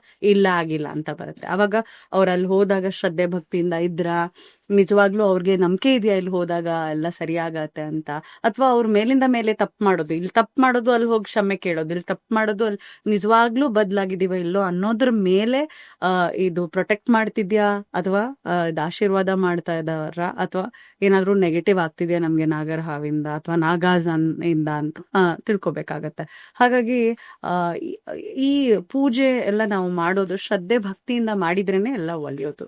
ಪೂಜೆ ಅಷ್ಟೇ ಅಲ್ಲ, ನಾವು ಏನೇ ಒಂದು ನೀರ್ ಕುಡಿಯೋದ್ರಿಂದ ಹಿಡಿದು ನಾವು ಡಿಸಿಪ್ಲಿನ್ ಇಂದ ಏನೇ ಮಾಡಿದ್ರು, ಸೈಂಟಿಫಿಕಲಿ ಸ್ಪೀಕಿಂಗ್ ಕೂಡ ನಮ್ಗೆ ಚೆನ್ನಾಗೇ ಅನ್ಸತ್ತಲ್ವಾ. ನೀಟ್ನೆಸ್ ಇಂದ, ಕ್ಲೆನ್ಲಿನೆಸ್ ಇಂದ, ನಾನೊಂದು ಕಾನ್ಫಿಡೆಂಟ್ ಆಗಿ ಫೀಲ್ ಮಾಡ್ಬೇಕಂದ್ರೆ ನಾನು ಒಳ್ಳೆ ಬಟ್ಟೆ ಹಾಕೋಬೇಕು, ಚೆನ್ನಾಗಿ ರೆಡಿ ಆಗ್ಬೇಕು, ಒಬ್ರತ್ರ ಚೆನ್ನಾಗಿ ಮಾತಾಡಿ ಪ್ರೀತಿ ವಿಶ್ವಾಸದಿಂದ ಇದ್ರೆ ನನ್ಗೆ ಚೆನ್ನಾಗೇ ಅನ್ಸತ್ತೆ ಹೊರತು ನನ್ಗೇನದು ನೆಗೆಟಿವ್ ಅನ್ಸೋದಿಲ್ಲ. ಹಾಗಾಗಿ ನಂಬಿಕೆ ಇಟ್ಟು ನಾವ್ ಅದೇನು ಪೂಜೆಗಳು ಮಾಡ್ತೀವಿ, ಭಕ್ತಿ ಭಯ ಎಲ್ಲ ಇಟ್ಕೊಂಡ್ ಮಾಡಿದ್ರೆ ಅದೆಲ್ಲ ನಮ್ಗೆ ಬ್ಲೆಸ್ಸಿಂಗ್ ಆಗೇ ಬರುತ್ತೆ ಹೊರತು ಏನ್ ನೆಗೆಟಿವ್ ಅಂತ ಭಯ ಪಡೋದೇನ್ ಬೇಕಾಗಿಲ್ಲ. ನಾಗರ ಹಾವು ಕನ್ಸಲ್ ಬಂತು, ಕಾಣಿಸ್ತು, ನೀವ್ ಏನಾದ್ರೂ ಮಾಡದೇ ಇದ್ರೆ ಅದೇನ್ ಕಚ್ಚೋದೇ ಇಲ್ಲ. ಅಂದ್ರೆ ಹಾವೇ ಶೈ ಅನಿಮಲ್ಸ್ ಆಕ್ಚುಲಿ. ಅವರು ಅದೇ ಭಯ ಪಡ್, ನಿಮ್ಮ ವೈಬ್ರೇಷನ್ ಹಿಂಗೆ ಶೈ ಇದೆ, ಭಯ ಅನ್ನೋದ್ಕಿಂತ ಶೈ ಇದೆ, ಆರ್ ವೆರಿ ಶೈ.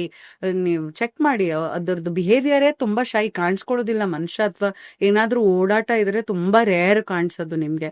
ಸೊ ನಿಮ್ಮ ಹೆಜ್ಜೆ ಅಥವಾ ವೈಬ್ರೇಷನ್ ಅದ್ ಕೇಳ್ಸಲ್ಲ, ಫೀಲ್ ಮಾಡ್ಕೊಳ್ಳೋದು. ಸೊ ಫೀಲ್ ಆಗಿದ ತಕ್ಷಣನೇ ಅವು ಹೊರಟೋಗ್ತವೆ ನಿಮ್ಮಿಂದ ದೂರ. ಸೊ ಆದ್ರೂನು ಬಂದಿವೆ ಅಂತಂದ್ರೆ ನೀವು ಅಲ್ಲಿಗೆ ಅನ್ಕೋಬೇಕೇನೋ ಒಂದ್ ಮೆಸೇಜ್ ಇರಬಹುದೇನೋ ಅಂತ ನೀವು ಆಧ್ಯಾತ್ಮದ ರೀತಿಯಿಂದ ಯೋಚನೆ ಮಾಡ್ಬೇಕು. ಎಲ್ಲದಕ್ಕೂ ನಾವು ಪ್ರಾಕ್ಟಿಕಲ್ ಹೋಗ್ತೀನಿ, ನಾ ಸೈಂಟಿಫಿಕ್ ರೀಸನ್, ಕೆಲವೊಂದಕ್ಕೆ ಉತ್ತರಗಳು ಸಿಗೋದೇ ಇಲ್ಲ. ಹಿಂಗೆ ಹೋಗ್ತಾ ಇದ್ದಾರೆ. ಸೊ ಏನಾದ್ರೂ ಇದೆಯಾ ಅಂತ ಕಂಡಿಡ್ಕೊಂಡು ನಮ್ಮ ಜೀವನದಲ್ಲಿ ಎಕ್ಸ್ಪೀರಿಯನ್ಸ್ ಆಗಿ ನಾವು ಹೋಗಿ ನೋಡಿ ಮಾಡಿ ತಿಳ್ಕೊಂಡಾಗ್ಲೇ ನಮ್ಗೆ ಗೊತ್ತಾಗೋದು. ಈಗ ಎಷ್ಟೋ ಸಂದರ್ಭಗಳಲ್ಲಿ ಹಾವು ಕಾಣಿಸ್ತು ಅಂದ್ರೆ ಈಗ ಪಿತೃದೋಷಕ್ಕೆ ಅದನ್ನು ರಿಲೇಟ್ ಮಾಡ್ತಾರೆ. ಅದು ಹೇಗೆ ಪಿತೃದೋಷಕ್ಕೆ ಸಂಬಂಧಪಟ್ಟಿದೆ? ನಾಗದೋಷ ಯಾಕೆ ಆಗ್ತಾ ಇದೆ, ನಮ್ಮ ಪಿತೃಗಳು ಅಥವಾ ನಾವು ಏನಾದ್ರೂ ಒಂದ್ ತೊಂದರೆ ಕೊಟ್ಟಿದೀವಿ ಯಾವ್ದೋ ಒಂದ್ ಜೀವಿಗೆ ಅಂತ ಲೆಕ್ಕ. ಅಲ್ಲಿಗೆ ನಾಗದೋಷ ಪರ್ಟಿಕ್ಯುಲರ್ಲಿ ಯಾವಾಗ ಆಗತ್ತೆ, ಏನಾದ್ರೂ ಹುತ್ತಕ್ಕೆ ನಾವು ತೊಂದರೆ ಕೊಟ್ಟಾಗ, ಹುತ್ತದಲ್ಲಿ ಏನಾದ್ರೂ ಗೊತ್ತಿಲ್ದಂಗೆ ನಾವು ಬಿಲ್ಡಿಂಗ್ ಕಟ್ಸಕ್ಕೋ ಅಥವಾ ಏನಾದ್ರೂ ಅದನ್ನ ಅಗ್ದು ತೆಗ್ದು ಏನಾದ್ರೂ ತೊಂದರೆ ಕೊಟ್ಟಾಗ, ಅಥವಾ ಭಯಕ್ಕೆ, ಈಗ ನಾಗರ ಹಾವು ಅಥವಾ ಯಾವ್ದಾದ್ರು ಹಾವು ಕಾಣಿಸಿದ ತಕ್ಷಣ ಅದು ವಿಷಕಾರಿ ಹೌದು ಅಲ್ವೋ ಅಂತಾನು ಗೊತ್ತಿಲ್ಲದೆ ಕೋಲಲ್ಲಿ ಹೊಡೆದು ಸಾಯಿಸಿ ಆ ತರದ್ದು ನಾವು ಮಾಡಿರ್ತೀವಿ. ನಮ್ಗೆ ನೆನಪಿರೋದಿಲ್ಲ, ಯಾಕಂದ್ರೆ ನಾವೇ ಆ ಪಿತೃ ಆಗಿರ್ತೀವಿ. ನಾವೇ ಪಿತೃ ಆಗಿ ಬಂದು ನಾವ್ ಏನನ್ನ ಒಂದು ಜೀವಿನ ಕೊಂದಿದೀವಿ ಅಥವಾ ಏನಾದ್ರೂ ತೊಂದರೆ ಕೊಟ್ಟಿದೀವಿ. ಈಗ ಅದಕ್ಕೆ ಒಂದ್ ಸಂಸಾರ ಇಲ್ಲ, ಇವಾಗ ಅದು ತೀರ್ ಹೋಯ್ತು ನಮ್ಮ ಒಂದು ಕೆಲ್ಸದಿಂದ. ನೆಕ್ಸ್ಟ್ ಅದಕ್ಕೆ ಇವಾಗ ಮಕ್ಕಳಿದ್ವೋ ಏನೋ, ಅದನ್ನ ನಾವು ಈಗ ಸಂಸಾರನ ಹಾಳು ಮಾಡಿದೀವಿ. ಹಾಗಾಗಿ ಪಿತೃದೋಷ ನಾಗದೋಷ ಎಲ್ಲ ಒಟ್ಟೊಟ್ಟಿಗೆ ಕೆಲವರಲ್ಲಿ ಇರತ್ತೆ, ಕೆಲವರಲ್ಲಿ ನಾಗದೋಷ ಇರೋದೇ ಇಲ್ಲ. ನಾನು ನೋಡಿದೀನಿ, ತುಂಬಾ ರೇರ್. ಆದ್ರೆ ನಾಗದೋಷ ಇಲ್ದೇ ಇರೋದನ್ನು ನೋಡಿದ್ದೀನಿ. 2 ಒಟ್ಟಿಗೆ ಇರೋದು ನೋಡಿದ್ದೀನಿ. ಅಲಾಂಗ್ ವಿತ್ ದಟ್ ಗುರುದೋಷ ಇರೋದನ್ನು ನೋಡಿದ್ದೀನಿ. 3 ದೋಷಗಳನ್ನ ನೋಡಿದ್ದೀನಿ. ಕೆಲವೊಬ್ಬರಲ್ಲಿ ಸ್ತ್ರೀ ಶಾಪ ಅನ್ನೋದನ್ನು ನೋಡಿದ್ದೀನಿ. ಸೊ ಹೀಗಾಗಿ ಇದನ್ನ ಮಾಡಿದ್ರೆ ಪಿತೃನೂ ಬರತ್ತಾ, ಪಿತೃದೋಷ ಒಟ್ಟೊಟ್ಟಿಗೆ ಅನ್ನೋದು ಅಷ್ಟಾಗಿ 2 ಒಟ್ಟಿಗೆ ತುಂಬಾ ಏನ್ ಹೋಗಲ್ಲ. ಕೆಲವರಲ್ಲಿ ಬರೀ ನಾಗದೋಷ ಇರುತ್ತೆ, ಕೆಲವರಲ್ಲಿ ಬರೀ ಪಿತೃದೋಷ ಇರುತ್ತೆ, ಕೆಲವರಲ್ಲಿ ಎಲ್ಲಾನು ಇರ ಫ್ಯಾಮಿಲೀಸ್ನ ನಾನು ನೋಡಿದ್ದೀನಿ ರೀಡಿಂಗ್ ಅಲ್ಲಿ. ಯಾ ಅದೇ ತುಂಬ ಜನ ಮದುವೆ ಆದಂಥವು ಈಗ ಮಕ್ಕಳಾಗ್ಲಿಲ್ಲ ಅಂದ್ರು ಅಥವಾ ಏನಾದರೂ ಇನ್ಫರ್ಟಿಲಿಟಿ ಸಮಸ್ಯೆ ಇದ್ದರೆ ಗಂಡಲ್ಲಾಗಲಿ ಹೆಣ್ಣಲ್ಲಾಗಲಿ ನೀವು ಹೊತ್ತಕ್ಕೆ ಹೋಗಿ ಬನ್ನಿ ಅಂತಾರೆ ಅಥವಾ ನಾಗ ಪ್ರತಿಷ್ಠಾಪನೆ ಮಾಡಿಸ್ಲಿ ಅಂತ ಅಂತಾರೆ. ಈ ಮಕ್ಕಳಾಗ್ತಿರೋದಕ್ಕೂ ಮದುವೆಗೂ ಈ ನಾಗಾಸ್ಗೂ ಏನು ಸಂಬಂಧ? ಈಗ ಮಕ್ಕಳಾಗ್ಲಿಲ್ಲ ಅಂತ ಅಂದ್ರೆ ಹೇಗೆ ಅಂತಾನೆ, ಮದುವೆ ಮಕ್ಕಳು ಎರಡೂ ರಿಲೇಟೆಡ್. ಯಾಕಂದ್ರೆ ಸಂಸಾರನ ನಾವು ಅಲ್ಲಿ ಹಾಳು ಮಾಡಿದೀವಿ ಅಥವಾ ಒಂದ್ ಕರ್ಮನ ಕಟ್ಕೊಂಡ್ ಬಂದಿದೀವಿ ಅನ್ನೋದ್ ನಂಬಿಕೆ ಇರೋದ್ರಿಂದ ನಮ್ಮ ಸಂಸಾರ ಅಥವಾ ನಾವು ಒಬ್ಬರನ್ನ ಮದುವೆ ಆಗೋದು, ನಮಗೆ ಮಕ್ಕಳಾಗೋದು ಒಂದು ರೀಪ್ರೊಡಕ್ಷನ್ ಇಸ್ ಗ್ರೋತ್ ಅಲ್ವಾ. ಅಲ್ಲಿ ಒಂದು ಖುಷಿ ಆಗತ್ತೆ ಮಕ್ಕಳಾದಾಗ, ಸಮಾಜದಲ್ಲಿ ನಮ್ಗೆ ಒಂದು ಅಕ್ಸೆಪ್ಟೆನ್ಸ್ ಸಿಗತ್ತೆ. ಮದ್ವೆ ಎಲ್ಲ ಆದಾಗ ಒಂದು ಸಂಗಾತಿ ಸಿಗತ್ತೆ. ನಾವು ಅದನ್ನ ಒಬ್ರಿಗೆ ದೂರ ಮಾಡಿರೋ ನೋವು ನಮ್ಗೆ ಸಿಕ್ಕಿ ಆ ಪಾಠವನ್ನ ನಾವು ಕಲೀಲಿಕ್ಕೆ ಈ ತರ ಒಂದು ಡೀಲೆ ಆಗತ್ತೆ. ಗುರುವಾಗಿ ಬಂದು ನಮ್ಗೆ ಅದು ಪಾಠ ಕಲ್ಸತ್ತೆ. ನೋಡು, ನೀನ್ ಮಾಡಿರೋದು ತಪ್ಪು, ದಯೆ ಇರ್ಬೇಕಿತ್ತು ನಿನ್ನಲ್ಲಿ, ನನ್ನ ಸಂಸಾರನ ನೀನು ಹಾಳು ಮಾಡಿದ್ಯಾ, ನನಗ್ ತೊಂದರೆ ಕೊಟ್ಟಿದ್ಯಾ, ನಿನ್ನ ಸಂಸಾರನ ನೀನ್ ಸರಿ ಮಾಡ್ಕೊಳಕ್ಕೆ ನನ್ನ ಹತ್ರ ನೀನ್ ಬರ್ಲೇಬೇಕು, ಶರಣಾಗತಿ ಆಗ್ಲೇಬೇಕು. ನಿನ್ನ ತಪ್ಪಿನ ಅರಿವು ನಿನಗೆ ಆದಾಗ ನಾನ್ ನಿನಗೆ ಆಶೀರ್ವಾದ ಮಾಡ್ತೀನಿ. ಎಷ್ಟು ದೊಡ್ಡ ಮನಸ್ಸು ನೋಡಿ, ತನ್ನ ಜೀವನ ಹಾಳಾದ್ರೂ ವಾಪಸ್ ಬಂದು ನಿಮ್ಗೆ ಕರೆಕ್ಷನ್ನಿಗೆ ಅವಕಾಶ ಇದೆ, ಅಲ್ಲಿ ತಿದ್ಕೊಳ್ಳಕ್ಕೆ ಒಂದು ಅವಕಾಶ ಇದೆ. ಎಷ್ಟು ವರ್ಷ ಕಾದಿರತ್ತೋ ಏನೋ ಆ ಸಂಸಾರ ಮತ್ತೆ ಸರಿ ಹೋಗಕ್ಕೆ. ಆದ್ರೆ ನೀವು ಹೋಗಿ ಪೂಜೆ ಮಾಡಿ ಭಕ್ತಿಯಿಂದ ನನ್ನ ಕ್ಷಮಿಸಪ್ಪ, ನಾನು ಏನ್ ಮಾಡಿದೀನಿ ಗೊತ್ತಿಲ್ಲ ಅಂತ ಆಶ್ಲೇಷ ಬಲಿ ಅನ್ನೋ ಒಂದು ಪೂಜೆ ಇದೆ ಕುಕ್ಕೆ ಸುಬ್ರಹ್ಮಣ್ಯ ಸ್ವಾಮಿ ದೇವಸ್ಥಾನದಲ್ಲಿ. ಮತ್ತೆ ನಾಗ ಪ್ರತಿಷ್ಠಾಪನೆ ಅನ್ನೋ ಒಂದು ಪೂಜೆ ಇದೆ. ನಾನು ಒಂದು ಆಕಾಶಿಕ್ ರೀಡಿಂಗ್ ಮಾಡುವಾಗ ದಾಖಲೆ ಓದುವಾಗ ನನಗೆ ಕಾಣಿಸ್ತು, ನೋಡಿ ನೀವು ಎಲ್ಲರಿಗೂ ಇದೇ ನಾಗರ ಪೂಜೆ ಅಂತ ಇರೋದಿಲ್ಲ. ಒಬ್ರೊಬ್ರಿಗೆ ಒಂದೊಂದು ಪ್ರದೇಶಕ್ಕೆ ಹೋಗಿ ಕೆಲವರಿಗೆ ಒಂದ್ ಸಾಧನ ರೆಮಿಡಿ ಸಜೆಸ್ಟ್ ಮಾಡತ್ತೆ, ಕೆಲವರಿಗೆ ಇದೇ ದೇವಸ್ಥಾನಕ್ಕೆ ಹೋಗಿ ಇದನ್ನೇ ಕೊಡ್ಬೇಕು, ಅರಿಶಿಣನೇ ಹಚ್ಬೇಕು ಅಂತ ಬರುತ್ತೆ, ಕೆಲವರಿಗೆ ಹಾಲು ರಾ ಮಿಲ್ಕ್ ಅನ್ನ ಎರಿಬೇಕು ಅಂತ ಬರುತ್ತೆ, ಕೆಲವರಿಗೆ ಹೋಗಿ ಸಕ್ಕರೆಯನ್ನ ಹಾಕ್ಬಾ ಅಂತ ಹೇಳತ್ತೆ. ಸುಮಾರಿದೆ ಈ ತರ. ಒಬ್ರಿಗೆ ಮಾತ್ರ ನಾನು ನೋಡಿದ್ದು ನಾಗ ಪ್ರತಿಷ್ಠಾಪನೆ ಮಾಡಿ ನೀವು ಕಲ್ಲನ್ನ ಕದಲ್ಸಿದೀರಾ ಅಂತ ಕಾಣಿಸ್ತು ಅಂತ ಹೇಳಿದ್ದೆ ತಕ್ಷಣ ಅವ್ರು ಅಂದ್ರು, ಇದನ್ನ ನನ್ನ ವೀಕ್ಷಕರಿಗೆ ಅದು ಹೇಗೆ ನಿಮ್ ನಂಬಿಕೆ ಇಟ್ಕೊಂಡು ಇದನ್ನ ಕೇಳ್ಬೇಕಾಗತ್ತೆ, ಯಾಕಂದ್ರೆ ಇದು ತುಂಬಾ ಪರ್ಸನಲ್ ನಾ ಹೇಳ್ತಿರೋದು, ಒಬ್ಬರದು ಆಡ್ಕೊಳ್ಳೋದ್ರಲ್ಲಿ ಅರ್ಥ ಇಲ್ಲ. ಅವರಿಗೆ ಅದನ್ನ ಹೇಳಿದ ತಕ್ಷಣ ಅವ್ರಂದ್ರು, ನನ್ನ ತಾತ ಒಂದು ದೇವಸ್ಥಾನ ಕಟ್ಸ್ಬೇಕು ಅಂತ ಇಷ್ಟು ಹಣ ಇಟ್ಟಿದ್ರು, ಅವ್ರು ಹೋಗಾದ್ಮೇಲೆ ಇವಾಗ ನಾವು ಮಾಡ್ತಿದೀವಿ, ನಾವ್ ಇದನ್ನ ಹೋದ್ ವಾರನೇ ಕದಲ್ಸಿದ್ವಿ, ನಾಗರ ಕಲ್ಲನ್ನ ಕದಲ್ಸಿ ಅದಕ್ಕೆ ನಾವೇನು ಮಾಡಿಲ್ಲ, ಇನ್ನು ಆ ಕಲ್ಲು ಇಡೋದು ಬೇಡವೋ ಯೋಚನೆ ಮಾಡ್ತಿದೀವಿ ಅಂತ ಹೇಳಿದ ತಕ್ಷಣ ನಾನು ಅಂದೆ, ನೋಡಿ ಮತ್ತೆ ಅದೇ ಹೇಳಿದೆ, ಕದಲ್ಸಿರೋ ಕಲ್ಲನ್ನ ವಾಪಸ್ ನೀವು ಇಡಿ, ಯಾಕಂದ್ರೆ ಅಲ್ಲಿ ಮೂಲ ಶಕ್ತಿ ಇದೆ, ಅದನ್ನ ಕದಲ್ಸ್ಬೇಡಿ. ಅಲ್ಲಿ ಎಷ್ಟೊಂದು ವರ್ಷಗಟ್ಲೆ ಅಲ್ಲಿ ಪೂಜೆ ಆಗಿದೆ, ಅದಕ್ಕೆ ಆರಾಧನೆ ಆಗಿದೆ, ಅದ್ರಲ್ಲಿ ಒಂದ್ ಶಕ್ತಿ ಇದೆ. ಅದನ್ನ ನೀವು ಕದಲ್ಸಿದಾಗ ವಾಪಸ್ ಅದಕ್ಕೆ ನೀವೇನಾದ್ರೂ ಮಾಡ್ಬೇಕು. ಆ ಶಕ್ತಿ ಅಲ್ಲಿ ಜನ ನಂಬಿಕೆ ಇಟ್ಟು ಬರುವಾಗ ನೀವು ಅದಕ್ಕೆ ಪ್ರತಿಷ್ಠಾಪನೆ ಮತ್ತೆ ಮಾಡ್ಬೇಕು. ಅಲ್ಲಿ ಹೋಗಿ ಅಲ್ಲಿಗೆ ಎನರ್ಜಿ ಎಕ್ಸ್ಚೇಂಜ್ ಆಯ್ತು ಅಂತ ಲೆಕ್ಕ. ಹೋಗಿ ಮಾಡಿ ಇದನ್ನ ಅಂತಂದಾಗ ಅವರು ಆಯ್ತು ಅಂತ ಹೇಳಿದ್ರು. ಸೊ ಹೀಗೆಲ್ಲ ನಮ್ಗೆ ಗೊತ್ತಾಗತ್ತೆ ಏನ್ ಮಾಡ್ಬೇಕು ದೋಷ ಇದ್ದಾಗ ಅಂತ ಕೂಡ ಹೇಳೋದು ಇದೆ. ಈಗ ನಾಗಾಸ್ನ ನಾವು ಹೇಗೆ ಆರಾಧನೆ ಮಾಡಬೇಕು ಅಥವಾ ನಾಗ ಸಾಧನೆಯಿಂದ ನಮ್ಗೇನೇನೆಲ್ಲ ಬೆನಿಫಿಟ್ಸ್? ನಾನೇ ಈ ನಾಗ ಸಾಧನೆ ಮಾಡಿದ್ದೀನಿ. ಜಾಸ್ತಿ ಮಾತಾಡಬಾರ್ದು ಅಂತಾರೆ ಸಾಧನೆಗಳ ಬಗ್ಗೆ, ಬಟ್ ವಿಧಿಯನ್ನ ಹೇಳ್ತೀನಿ. ಎಷ್ಟು ಮಾಡಬೇಕು ಅನ್ನೋದು ನಿಮಗ್ ಬಿಟ್ಟಿದ್ದು. ಯಾಕಂದ್ರೆ ಒಂದು, ನೀವು ತುಂಬಾ ಚೆನ್ನಾಗಿ ಇದನ್ನ ಮಾಡಾದ್ಮೇಲೆ ಆನೆಸ್ಟಿ ಇಸ್ ಉಪಾಸನ ಅಂತಾರಲ್ಲ, ಆ ರೀತಿ ಸತ್ಯದ ಕಡೆ ಹೋಗ್ಬೇಕಾಗತ್ತೆ. ನೀವು ಆ ನಾಗ ಅನ್ನೋದು ಎಷ್ಟು ಭಯ ಇದೆ, ಎಷ್ಟು ವಿಷಕಾರಿ, ನೀವು ತಪ್ಪು ಮಾಡಿದ್ರೆ ಅಷ್ಟೇ ಅಪಾಯಕಾರಿಯಾಗಿರತ್ತೆ. ಸೊ ಸಾಧನಗಳನ್ನ ಮಾಡೋಕ್ಕಿಂತ ಮುಂಚೆ 10 ಸಲ ಯೋಚನೆ ಮಾಡಿ, ಇದು ನಿಜವಾಗ್ಲೂ ನಾನು ಈ ಶಕ್ತಿಯನ್ನ ನಾನು ಇಟ್ಕೊಳ್ಳಬಲ್ಲೇನಾ ನನ್ನಲ್ಲಿ ಅನ್ನೋದು ಅರಿವಿರ್ಲಿ ಯಾವುದೇ ಶುರು ಮಾಡೋಕ್ಕಿಂತ ಮುಂಚೆ. ಅಂಡ್ ಫಸ್ಟ್ ನೀವು ಪ್ರಾಣಿಗಳನ್ನ ತಿನ್ನೋದನ್ನ ಬಿಡ್ಬೇಕಾಗತ್ತೆ. ಸಸ್ಯಾಹಾರಿಗಳ ಆಗ್ಬೇಕಾಗತ್ತೆ ಈ ಸಾಧನ ಮಾಡುವಾಗ. ಅದು ಮೊದಲನೇ ಸ್ಟೆಪ್. ನೆಕ್ಸ್ಟ್ 48 ದಿನಗಳು ಮಾಡಬೇಕಾಗತ್ತೆ. ಇದು ಹೆಂಗಸರು ಮಾಡ್ಬೋದು, ಗಂಡಸರು ಮಾಡ್ಬೋದು. 48 ದಿನ ಮಾಡುವಾಗ ಹೆಂಗಸರಲ್ಲಿ ಪೀರಿಯಡ್ಸ್ ಎಲ್ಲ ಆದಾಗ ಅದು ನಿಂತ ನಂತರ ಮುಟ್ಟಾದಾಗ ನಿಂತ ನಂತರ ಮತ್ತೆ ಅದೇ ಡೇಟಿಗೆ ಸ್ಟಾರ್ಟ್ ಮಾಡ್ಬೇಕು. 10 ದಿನ ನೀವು ಮಾಡಿದ್ದೀರಿ ಮುಟ್ಟಾಯ್ತು ಅಂತಂದ್ರೆ 5 ದಿನ ಆದ ನಂತರ ಅದು 11ನೇ ದಿನ ಆಗತ್ತೆ. ಗೊತ್ತಾಯ್ತಾ? ಮತ್ತೆ ಮೊದಲಿನಿಂದ ಮಾಡೋ ಅವಶ್ಯಕತೆ ಇರೋದಿಲ್ಲ. ಮತ್ತೆ ಬೆಳಗ್ಗೆ ಎದ್ದು ಸ್ನಾನ ಮಾಡಿ ಶುಭ್ರವಾದ ಒಂದು ಬಟ್ಟೆಯನ್ನ ಹಾಕೊಂಡು ಮನೇಲೇನೆ ಸಂಕಲ್ಪ ಮಾಡ್ಬೇಕು. ಸ್ವಲ್ಪ ಒಂದು ಮುಷ್ಟಿಯಷ್ಟು ಅಕ್ಕಿ ಕಾಳನ್ನ ತಗೊಂಡು ಸ್ಟೀಲ್ ಬೌಲ್ ಆಗ್ಲಿ ಯಾವ್ದಾದ್ರು ಒಂದು ಬೌಲ್ ತಗೊಳ್ಳಿ. ಅದ್ರೊಳಗಡೆ ಆ ಅಕ್ಕಿ ಕಾಳನ್ನ ಹಾಕಿ ಒಂಚೂರು ಅರಿಶಿನ ಕುಂಕುಮ ಹಾಕ್ಬಿಟ್ಟು ₹1 ಕಾಯಿನ್ ಇಟ್ಬಿಟ್ಟು ಒಂದು ಹೂ ಇಟ್ಬಿಟ್ಟು ಬರೀರಿ. ಈ ಒಂದು ಪೇಪರ್ ತಗೊಂಡು ಬರೀರಿ, ನಾನು ಈ ಸಾಧನೆ ಮಾಡ್ತೀನಿ, 48 ದಿನ ಮಾಡ್ತೀನಿ, ನನ್ನ ಕಷ್ಟಗಳು ಇದೇನೇನೇನೇನಿದೆ ಇದನ್ನ ಇದೆಲ್ಲ ತೀರ್ ಹೋಗಿ ಈ ಕಷ್ಟಗಳೆಲ್ಲ ನನ್ನ ಇಚ್ಛೆಗಳನ್ನೆಲ್ಲ ನೆರವೇರಿಸು ಭಗವಂತ ಅಂತ ಪ್ರೀತಿಯಿಂದ ಆಸಕ್ತಿಯಿಂದ ಅದನ್ನ ಯಾವುದೇ ಪೆನ್ನಲ್ಲಿ ಬರಿಬೋದು. ನೀಲಿ ಕಲರ್ ಬೆಟರು. ನೀಲಿ ಕಲರ್ ಇಲ್ಲ ಅಂದ್ರೆ ಯಾವ ಕಲರ್ ಅಲ್ಲಾದ್ರೂ ಬರ್ಕೊಳ್ಳಿ, ಪರವಾಗಿಲ್ಲ. ಬರ್ದು ಅಲ್ಲಿ ಇಡಿ. ಆಮೇಲೆ ದಿನ ಬೆಳಗ್ಗೆ ಆ ಸಂಕಲ್ಪ ಮಾಡೋ ದಿನ ನೀವು ಬೆಳಗ್ಗೆ ಹಿಂಗೇನ್ ಮುಟ್ತೀರಾ ಹಾಗೇನೆ 48 ದಿನ ಅದನ್ನ ಮುಟ್ಟಿ ನಮಸ್ಕಾರ ಮಾಡಿ, ನಾನು ಕೇಳ್ಕೊಂಡಿರೋದಿಲ್ಲ, ನೀನ್ ನನ್ ಕೊಡು ಭಗವಂತ, ನನ್ನ ತಪ್ಪುಗಳು ನನ್ನ ಕರ್ಮಗಳನ್ನೆಲ್ಲ ನನ್ ಕ್ಷಮೆ ಇರ್ಲಿ, ನನ್ಗೆ ಅರಿವಿಲ್ದೆ ಇದನ್ನ ಮಾಡ್ಬಿಟ್ಟಿದೀನಿ, ಕ್ಷಮಿಸು ಅಂತ ಕೇಳ್ಕೊಬೇಕು.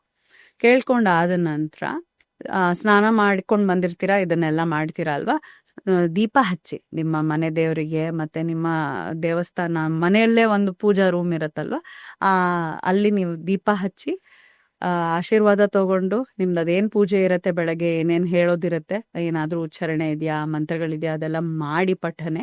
ಆಮೇಲೆ ಮೌನ ವ್ರತ ಇರಬೇಕು. ಇದೆಲ್ಲ ಮಾಡುವಾಗ ಯಾರ ಜೊತೆನೂ ಮಾತಾಡ್ಬೋದು. ನಿಮ್ಮ ಮಕ್ಕಳ ಜೊತೆ ಮಾತಾಡಬಾರ್ದು, ನಿಮ್ಮ ಗಂಡ ಹೆಂಡತಿ ಯಾರೇ ಇರ್ಲಿ ಅಲ್ಲಿ ಏನೂ ಮಾತಾಡಬಾರ್ದು. ಫಸ್ಟ್ ನೀವು ಸಂಕಲ್ಪ ಹಿಂಗೆ ಮಾತಾಡುವಾಗ್ಲೂ ನಿಮ್ಮ ಮನ್ಸಿನಲ್ಲೇ ಸಂಕಲ್ಪವನ್ನ ಮಾಡ್ಬೇಕಾಗತ್ತೆ. ಆಮೇಲೆ ಹತ್ರದ ದೇವಸ್ಥಾನಕ್ಕೆ ಹೋಗ್ಬೇಕು. ಬೇರೆ ಏನೂ ಇದಕ್ಕೆ ಏನಂತಾರೆ, ಇದಿಲ್ಲ ಅಂದ್ರೆ ಅದ್ ಮಾಡ್ಬೋದಾ, ಅದಿಲ್ಲ ಅಂದ್ರೆ ಇದ್ ಮಾಡ್ಬಾರ್ದ, ಏನೂ ಇಲ್ಲ. ಇದಕ್ಕೆ ಹಿಂಗೇನೆ ಮಾಡ್ಬೇಕು ಅಂತ ಪದ್ಧತಿ ಇದೆ, ಹಾಗೇ ಮಾಡ್ಬೇಕು. ಹತ್ರದ ದೇವಸ್ಥಾನದಲ್ಲಿ 2 ತಲೆದು ಹಾವಿರತ್ತೆ. ಆ ಮೂರ್ತಿ ಅಥವಾ ಇನ್ನು ಒಂದೇ ಒಂದು ಶೇಷನಾಗ ಅದರದ್ದು ಮೂರ್ತಿ ಇರತ್ತೆ. ಅಲ್ಲಿ ಹೋಗಿ ಒಂದಷ್ಟು ಇದು ಊದಿನ ಕಡ್ಡಿ, ಹೂವು, ಹಾಲು ಕುದಿಸಿರ್ಬಾರ್ದು, ಇದೆಲ್ಲ ತಗೊಂಡು ಹೋಗ್ಬೇಕು.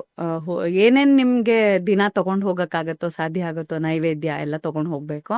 ತಗೊಂಡು ಹೋಗಿ ಆ ನಾಗರ ಕಲ್ಲು ಹತ್ರ ಹೋಗಿ ಹಾಲನ್ನ ಫಸ್ಟ್ ಎರೆದು ಫಸ್ಟ್ ಆ ಕಲ್ಲಿಗೆನೆ ಮಾತಾಡ್ಬೇಕು. ಆ ಕಲ್ಲಲ್ಲೇ ದೇವ್ರಿರೋದು, ಅದೇ ನಮ್ಮ ಮೂರ್ತಿ, ದೇವ್ರು ಅಲ್ಲೇ ನೆಲೆಸಿದ್ದಾರೆ, ನಾಗಾಸ್ ಅಲ್ಲೇ ನಿಮ್ಗೆ ವರ ಕೊಡೋದು ಅನ್ನೋ ಒಂದು ನಂಬಿಕೆಯಿಂದ ಅಲ್ಲಿ ಫಸ್ಟ್ ಹಾಲನ್ನ ಎರಿಬೇಕು.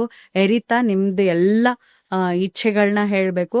ಮತ್ತೆ ನನ್ನ ಕರ್ಮಗಳನ್ನೆಲ್ಲ ಕ್ಷಮಿಸ್ಬಿಡು, ಇಂದಿಗೆ ನಾನು ಬದಲಾದ ವ್ಯಕ್ತಿ, ನಾನು ಚೆನ್ನಾಗಿ ಒಳ್ಳೆ ದಾರಿಯಲ್ಲಿ ಹೋಗ್ತೀನಿ, ತಿದ್ಕೋತೀನಿ, ಒಳ್ಳೆ ಸಾಧನೆಯಲ್ಲಿ ಹೋಗ್ತೀನಿ. ನಿಮ್ಗೆ ಸ್ಪಿರಿಚುಲಿ ಕೂಡ ಆಧ್ಯಾತ್ಮದಲ್ಲಿ ಏನಾದ್ರೂ ಸಾಧನೆಗಳು ಬೇಕು, ನಿಮ್ಗೆ ವಿಷನ್ಸ್ ಬೇಕು, ಸೈಕಿಕ್ ಎಬಿಲಿಟಿ ಬೇಕು, ಇನ್ನೊಬ್ಬರ ಭವಿಷ್ಯ, ಪಾಸ್ಟ್, ಆಕಾಶಿಕ್ ರೀಡಿಂಗ್, ಯಾವುದೇ ರೀತಿಯ ನಿಮ್ದು ಈ ಇಚ್ಛೆಗಳಿದೆ ಅದನ್ನ ನಾಗರ ಕಲ್ಲಿಗೆ ಹೇಳ್ಬೇಕು.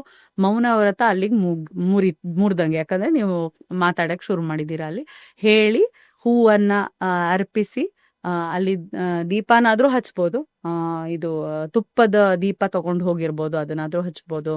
ಆಮೇಲೆ ಊದಿನ ಕಡ್ಡಿ ಎಲ್ಲ ಹಚ್ಚಿ 3 ಸುತ್ತು ಸುತ್ತಬಿಟ್ಟು ಕಲ್ಲನ್ನ ಆಮೇಲೆ ಆಶೀರ್ವಾದ ತಗೋಬೇಕು. ಅಷ್ಟಾಂಗ ಶಾಷ್ಟಾಂಗ ನೋಡ್ಕೊಂಡು ನೀವು ಗಂಡ್ ಮಕ್ಳ ಹೆಣ್ಮಕ್ಳ ನೋಡ್ಕೊಂಡು ಅಷ್ಟಾಂಗ ಶಾಷ್ಟಾಂಗ ನಮಸ್ಕಾರ ಮಾಡ್ಕೊಂಡಾದ್ಮೇಲೆ ನೀವು ಮನೆಗೆ ಬಂದು ಊಟ ತಿನ್ಬೋದು ಅಥವಾ ಬ್ರೇಕ್ಫಾಸ್ಟ್ ಅನ್ನ ತಿನ್ಬೋದು, ತಿಂಡಿನ ತಿನ್ಬೋದು. ಬಟ್ ಮೌನ ವ್ರತದಲ್ಲಿ ಇರ್ತೀರಾ, ಖಾಲಿ ಹೊಟ್ಟೆಯಲ್ಲಿ ಇರ್ತೀರಾ, ಹಾಗೇನೆ ಆಹಾರ ಪದ್ಧತಿ ಸಸ್ಯಾಹಾರ ಮಾತ್ರನ ಇಲ್ಲ, ಹಾವ್ ತರ ಕಾಣೋದು ಏನು ತಿನ್ಬಾರ್ದು. ನೂಡಲ್ಸ್ ಆಗ್ಲಿ, ಉದ್ದುದ್ದ ತರಕಾರಿಗಳು, ಡ್ರಮ್ ಸ್ಟಿಕ್, ಆ ತರದೆಲ್ಲ ಬಿಟ್ಬಿಡ್ಬೇಕು ಈ 48 ದಿನಗಳಲ್ಲಿ. ಆಮೇಲೆ ಆಚೆ ಕಡೆದು ತಿಂದೇ ಇದ್ರೆ ಒಳ್ಳೇದು. ಆನಿಯನ್ ಗಾರ್ಲಿಕ್ ಅಂದ್ರೆ ಈರುಳ್ಳಿ ಬೆಳ್ಳುಳ್ಳಿ ಎರಡನ್ನೂ ಬಿಟ್ಬಿಡೋದು ಒಳ್ಳೇದು.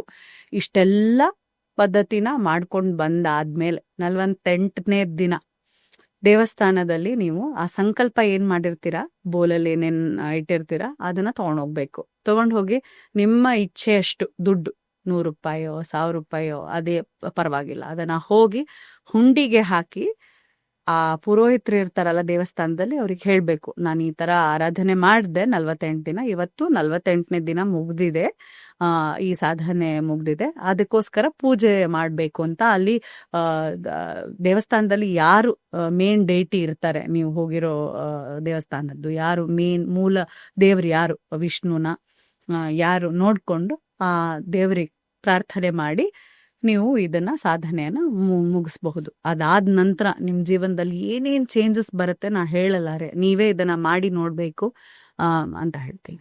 ಈಗ ಮ್ಯಾನಿಫೆಸ್ಟೇಷನ್ ಆಕ್ಚುಲಿ ಇದೇನ್ ಸೈಕಿಕ್ ಪ್ರೋಸೆಸ್ ಮೈಂಡ್ ಲೆವೆಲ್ ಅಲ್ಲಿ ಥಿಂಕ್ ಮಾಡ್ತಕ್ಕಂಥದ ಅಥವಾ ಆಧ್ಯಾತ್ಮಿಕವಾಗಿ ಒಂದು ಟ್ರೆಡಿಷನಲ್ ಆಗಿ ನಮ್ಮ ಕಲ್ಚರ್ ಏನಾದ್ರು ಇತ್ತ ಇದು? ಹೆಚ್ಚಾಗಿ ಕಾಂಬಿನೇಷನ್ ಇದು ಎರಡೂ ಸೇರಿ ಆದ್ಮೇಲೆನೆ ಅದು ಆಗೋದು. ಸ್ಪಿರಿಚುಯಾಲಿಟಿ ಅಂಡ್ ಮ್ಯಾನಿಫೆಸ್ಟೇಷನ್ ಬೇರೆ ಬೇರೆ ಅಲ್ಲ, ಎಲ್ಲ ಒಂದೇ. ಯಾಕಂದ್ರೆ ನಾವು ಏನ್ ಪೂಜೆ ಎಲ್ಲ ಮಾಡ್ತೀವಿ ಅದರಲ್ಲಿ ಕೊನೆಗೆ ಕೊಡೋದು ನೀರಿನ ಮೂಲಕದಲ್ಲಿ ತೀರ್ಥ.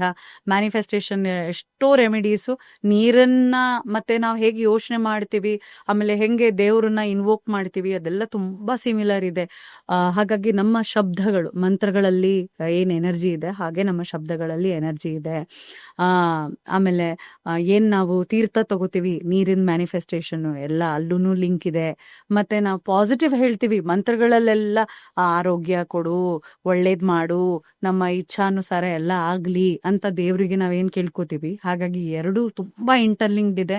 ನಾವು ತುಂಬಾ ದೂರ ಹೋಗಿಲ್ಲ, ಜಸ್ಟ್ ಬೇರೆ ಬೇರೆ ಹೆಸರುಗಳನ್ನ ಹೇಳ್ಕೊಂಡು ತಿರ್ಗಾಡ್ತಿದೀವಿ. ಮ್ಯಾನಿಫೆಸ್ಟೇಷನ್, ಪ್ಲಾಸಿಬೋ, ಸ್ಪಿರಿಚುವಲ್ ಅದು ಅಂತ. ಆದ್ರೆ ಎಲ್ಲ ಒಂದೇ. ಅಂದ್ರೆ ಯಾರೂನು ಇದು ಸುಳ್ಳು ಅಥವಾ ಇದು ತಪ್ಪು ಅಂತ ಹೇಳ್ತಿಲ್ಲ. ಇದು ಮ್ಯಾನಿಫೆಸ್ಟೇಷನ್ ಅಲ್ಲ, ಇದು ನಮ್ ಪುರಾಣದಲ್ಲಿದೆ, ಅಥವಾ ಇದು ನಮ್ ಪುರಾಣದಲ್ಲಿದೆ, ಇದು ಬೇರೆ ಹೆಸರಲ್ಲಿ ನೀವೆಲ್ಲ ಮಾತಾಡ್ತಿದ್ದೀರಾ ಅಂತ ಹೇಳ್ತೀವೇ ಹೊರತು ಯಾರು ಹೇಳ್ತಿಲ್ಲ ಇದು ವರ್ಕ್ ಆಗಲ್ಲ ಅಂತ ಯಾರು ಹೇಳ್ತಾ ಇಲ್ಲ. ನಿಜವಾಗ್ಲೂ ನಂಬಿಕೆ ಇಟ್ಕೊಂಡು ಮಾಡಿದವ್ರೆಲ್ಲ ಇದನ್ನ ಹೇಳ್ತಿದಾರೆ, ಹೌದು ಇದು ಖಂಡಿತ ಆಗತ್ತೆ ಅಂತ. ಎಷ್ಟೊಂದ್ಸರಿ ಏನಾದ್ರೂ ಅಟ್ರಾಕ್ಟ್ ಮಾಡಬೇಕು ಅಂತಂತ ಅಂದ್ರೆ ಬಂದಾಗ, ಎಸ್ಪೆಷಲಿ ಹಣಕಾಸು ವಿಚಾರದಲ್ಲಿ, ಅಬಾರ್ಡೆನ್ಸ್ ವಿಚಾರದಲ್ಲಿ, ಫಸ್ಟು ನಾವು ಕರೆಕ್ಟ್ ಆಗಿರ್ಬೇಕು ಅಂತ ಅಂತಾರೆ. ಅಂದ್ರೆ ನಮ್ಮ ಸೆಲ್ಫ್ ವರ್ತ್ ಗೊತ್ತಿದ್ರೇನೆ ನಾವು ಅದನ್ನೆಲ್ಲ ಅಟ್ರಾಕ್ಟ್ ಮಾಡಕ್ ಸಾಧ್ಯ ಅಂತ. ನಮ್ಮನ್ನ ನಾವು ಕಂಡ್ಕೊಳ್ಳೋದಕ್ಕೂ ನಮಗ್ ಬೇಕಾಗಿದ್ದನ್ನೆಲ್ಲ ಅಟ್ರಾಕ್ಟ್ ಮಾಡಕ್ಕೂ ಏನ್ ಸಂಬಂಧ? ಈಗ ನೋಡಿ, ಲ್ಯಾವಿಶ್ ಲೈಫ್ ಸ್ಟೈಲ್ ನನ್ಗೆ ಬೇಕು ಅಂತಂದ್ರೆ ನಾನು ಒಂದು ಬುಕ್ ಮೇಂಟೈನ್ ಮಾಡ್ತೀನಿ, ಗ್ರೋಸರೀಸ್ಗೆ 100 ರೂಪಾಯಿ ಖರ್ಚಾಯ್ತು, ನಾನು ಆಟೋದಲ್ಲಿ ಹೋಗಕ್ಕಾಗಲ್ಲ ಇವತ್ತು ಯಾಕಂದ್ರೆ ನನ್ಗೆ ಇಲ್ಲಿ ಖರ್ಚಾಗ್ಬಿಡುತ್ತೆ, ಮಂತ್ ಎಂಡ್ ಅಲ್ಲಿ ನನಗೆ ತೊಂದರೆ ಆಗ್ಬಿಡತ್ತೆ. ಈ ರೀತಿ ಮೈಂಡ್ ಸೆಟ್ ಇದೆ ಅನ್ಕೊಳ್ಳಿ, ನಿಮ್ಗೆ 50,000ನಾದ್ರೂ ಬರ್ಲಿ 60,000ನಾದ್ರೂ ಪರ್ ಮಂತ್ ಬರ್ಲಿ, ಮೈಂಡ್ ಸೆಟ್ ಅಲ್ಲಿ ನೀವು ರಿಚ್ ಇಲ್ಲ ಅಂದ್ರೆ ನಿಮ್ ದುಡ್ಡು ಹಿಂಗ್ ಬರತ್ತೆ, ಹಿಂಗ್ ಹೋಗತ್ತೆ. ನಿಮ್ಮ ಸೆಲ್ಫ್ ವರ್ತ್ ಅಂದ್ರೆ ನನ್ಗೆ ಕಂಫರ್ಟ್ ಮುಖ್ಯ, I am deserving of this ಮನಿ, ಯಾಕೆ ನಾನು ಕೊಂಡ್ಕೋಬಾರ್ದು ಇಷ್ಟು ಒಳ್ಳೆ ಬಟ್ಟೆ, ಯಾಕೆ ನಾನು ಸೆಲ್ಫ್ ವರ್ತ್ ನ ಹೆಚ್ಚಿಗೆ ಮಾಡ್ಕೋಬಾರ್ದು ಅನ್ನೋ ಒಂದು ಕಾನ್ಸೆಪ್ಟ್ ಅಥವಾ ಅಬಂಡೆನ್ಸ್ ಮೈಂಡ್ ಸೆಟ್ ಅಂತಾರಲ್ಲ, ಕೆಲವ್ರು ಇರ್ತಾರೆ. ನಾನ್ ಕ್ಯಾಬ್ ಅಲ್ಲೇ ಹೋಗ್ತೀನಿ ಗುರು, ನನ್ಗೆ ಕಂಫರ್ಟೇ ಬೇಕು, ನಾನು ಬಸ್ಸಲ್ಲೆಲ್ಲ ಹಂಗ್ ಜೋತಾಡ್ಕೊಂಡು ನಾನು ಹೋಗಲ್ಲ, ಯಾಕೆ ನಾನು 100 ರೂಪಾಯಿ 200 ರೂಪಾಯಿಗೆ ಅಷ್ಟು ಕಂಫರ್ಟ್ನ ಹಾಳು ಮಾಡ್ಕೋಬೇಕು ಅನ್ನೋನಿಗೆ ನೀವು ನೋಡಿ ಅಬಂಡನ್ಸ್ ಬರುತ್ತೆ. ಯಾಕಂದ್ರೆ ಹಿ ಈಸ್ ನಾಟ್ ಥಿಂಕಿಂಗ್, ನನ್ಗೆ ಇವಾಗ ನೀರಡಿಕೆ ಆದ್ರೆ ನಂಗೆ ನೀರಿದೆ ಅಂತಂದ್ರೆ, ಡು ಯು ಥಿಂಕ್ ನಾನು ಬೆಳಗ್ಗೆಯಿಂದ ರಾತ್ರಿ ನಂಗೆ ನೀರ್ ಬೇಕು ಅಂತ ಮ್ಯಾನಿಫೆಸ್ಟ್ ಮಾಡ್ತಾ ಕೂತ್ಕೋತೀನಿ? ನಾನು ಬೆಂಗಳೂರಲ್ಲಿ ಇದ್ದೀನಿ ಅಂತಂದ್ರೆ ಬೆಂಗಳೂರಲ್ಲಿ ಇದೀನಿ ಅಂತ ಏನ್ ಹೇಳಲ್ಲ, ಬೆಂಗಳೂರಲ್ಲಿ ಇದೀನಿ ನಾನು ಆಲ್ರೆಡಿ, ನಂಗೆ ಗೊತ್ತು ನನ್ನ ಮೈಂಡಿಗೆ ಬೆಂಗಳೂರಲ್ಲಿ ಇದೀನಿ. ಹಂಗೇನೆ ದುಡ್ಡಿದೆ ಅಂತ ನಂಗೆ ಆಲ್ರೆಡಿ ಗೊತ್ತಿದ್ರೆ ನಂದು ಅಬಂಡನ್ಸ್ ಮೈಂಡ್ ಸೆಟ್. ಅವಾಗ ನನ್ ಲ್ಯಾಕ್ ಆಗಿ ನನ್ನ ಸೆಲ್ಫ್ ವರ್ತ್ಗೆ ನನ್ಗೆ ನನ್ಗೆ ಆಗಲ್ಲ, ಇದು ಕೆಪಾಸಿಟಿ ಇಲ್ಲ ಅಂತ ನಾನು ಅಲ್ಲೇನೆ ಕಾನ್ಸೆಪ್ಟ್, ನಂದು ಕಾನ್ಫಿಡೆನ್ಸ್ ಲೋ ಇದೆ ಅಂತಂದ್ರೆ ಬ್ರೈನ್ ಅಲ್ಲೂ ಏನ್ ಹಾರ್ಮೋನ್ ರಿಲೀಸ್ ಆಗತ್ತೆ? ಡಿಪ್ರೆಷನ್ ಹಾರ್ಮೋನ್ ರಿಲೀಸ್ ಆಗತ್ತೆ. ನಾನು ನೆಗೆಟಿವ್ ನನ್ನ ಸೆಲ್ಫ್ ವರ್ತ್ ಅನ್ನ ಅಸೋಸಿಯೇಟ್ ಮಾಡ್ಕೊಂತ ಕಾರ್ ತಗೊಂಡ್ರೆ ಮಾತ್ರ ನನ್ನ ಸೆಲ್ಫ್ ವರ್ತ್, ನನ್ ಕೇಳಬೇಕು ದುಡ್ಡು ಯಾರಿಗೋ, ಅದೇ ತರದ್ದು ನಾನು ಮಾಡ್ಕೊಂತ ಹೋದ್ರೆ ನನ್ನ ಜೀವನ ಪರ್ಯಂತ ನಾನು ಅದೇ ಲೈಫ್ ಸ್ಟೈಲ್ ಅಲ್ಲಿ ಇದ್ಬಿಡ್ತೀನಿ. ಅದೇ ನಾನು ಕಾನ್ಫಿಡೆನ್ಸ್ ತಗೊಂಡು, ಓವರ್ ಕಾನ್ಫಿಡೆನ್ಸ್ ಅಲ್ಲ. ಅಂಡ್ 1,000 ರೂಪಾಯಿ ಇದೆ ಅಂತ 1,000 ರೂಪಾಯಿ ಇವತ್ತು ಎಲ್ಲೋ ಸುಮ್ನೆ ಖರ್ಚು ಮಾಡು ಅಂತ ನಾ ಹೇಳ್ತಿಲ್ಲ. ನನ್ಗಾಗಿ ನಾನು ಏನ್ ಇವತ್ತು ಮಾಡ್ಕೋತಾ ಇದ್ದೀನಿ, ನನಗಾಗಿ ಅಡ್ಗೆನಾದ್ರೂ ಮಾಡ್ಕೊಂಡಿದ್ದೀನ, ನನಗಾಗಿ ಏನಾದ್ರೂ ಬಟ್ಟೆನಾದ್ರೂ ತಗೊಂಡಿದ್ದೀನ, why am I coming from a lack mindset ಅನ್ನೋದು ನೀವು ಯೋಚನೆ ಮಾಡಿ. ಅವಾಗ ನಿಮ್ಗೆ ಅರ್ಥ ಆಗತ್ತೆ ಯಾಕೆ ಅಬಂಡೆನ್ಸ್ ಬರೋದು ಕಾನ್ಫಿಡೆಂಟ್ ಪೀಪಲ್ ಅಲ್ಲಿ ಅಂತ. ಎಷ್ಟೊಂದ್ಸರಿ ನಮಗೆ ನಾವು ಮಾತಾಡ್ಕೊಳ್ಳೋದು ಬಹಳ ಮುಖ್ಯ ಅಂತ. ಅಲ್ಲೇನಾದ್ರೂ ಹೆಚ್ಚು ಕಮ್ಮಿ ಅಂದ್ರೆ ನಮ್ಮ ಹೆಲ್ತ್ ಮೇಲೆಲ್ಲ ಎಫೆಕ್ಟ್ ಆಗತ್ತೆ ಅಂತ ಅಂತಾರೆ. ಅದ್ ಹೆಂಗ್? ಓಕೆ, ಇವಾಗ ಸಬ್ ಕಾನ್ಷಿಯಸ್ ಮೈಂಡ್ ಬಗ್ಗೆ ಹೇಳಿದ್ನಲ್ಲ, ಅದೇ ರೀತಿ ಇವಾಗ ನಾವು ಜೋಕ್ ಮಾಡ್ಕೋತಿರ್ತೀವಿ, ಆಮ್ ಸೋ ಡಮ್, ನನಗೇನು ವರ್ಕೌಟ್ ಆಗಲ್ಲ, ನಿಮ್ಗೆ ವರ್ಕೌಟ್ ಆಗ್ಬೋದು, ನನಗೆ ವರ್ಕೌಟ್ ಆಗಲ್ಲ. ಇದು ಜೋಕ್ ಆಗಿ ನಾವು ಹೇಳ್ಬೋದು, ಈವನ್ ಆಸ್ ಅ ಕಾಮಿಡಿ. ನಾನು ಇದನ್ನ ಮಾಡಿದ್ದೀನಿ, ಇದು ತಪ್ಪೋ ಸರಿನೋ ಗೊತ್ತಿಲ್ಲ, ಬಟ್ ನಾನು ಒಂದು ಹೇಳೋದು, ನಾವು ಕಾಮಿಡಿ ಮಾಡ್ಕೊಂಡು ನಮ್ಮ ಮೇಲೆ ನಗ್ತೀವಲ್ಲ, ಸೆಲ್ಫ್ ಡಿಪ್ರಿಸಿಯೇಷನ್ ಮಾಡ್ಕೋತೀವಲ್ಲ, ಆವಾಗ depreciating jokes will cost you a lot, because ಸಬ್ ಕಾನ್ಷಿಯಸ್ಗೆ ಅದು ಗೊತ್ತಿಲ್ಲ ನೀವು ಜೋಕ್ ಮಾಡ್ತಿದ್ದೀರಾ ಅಂತ.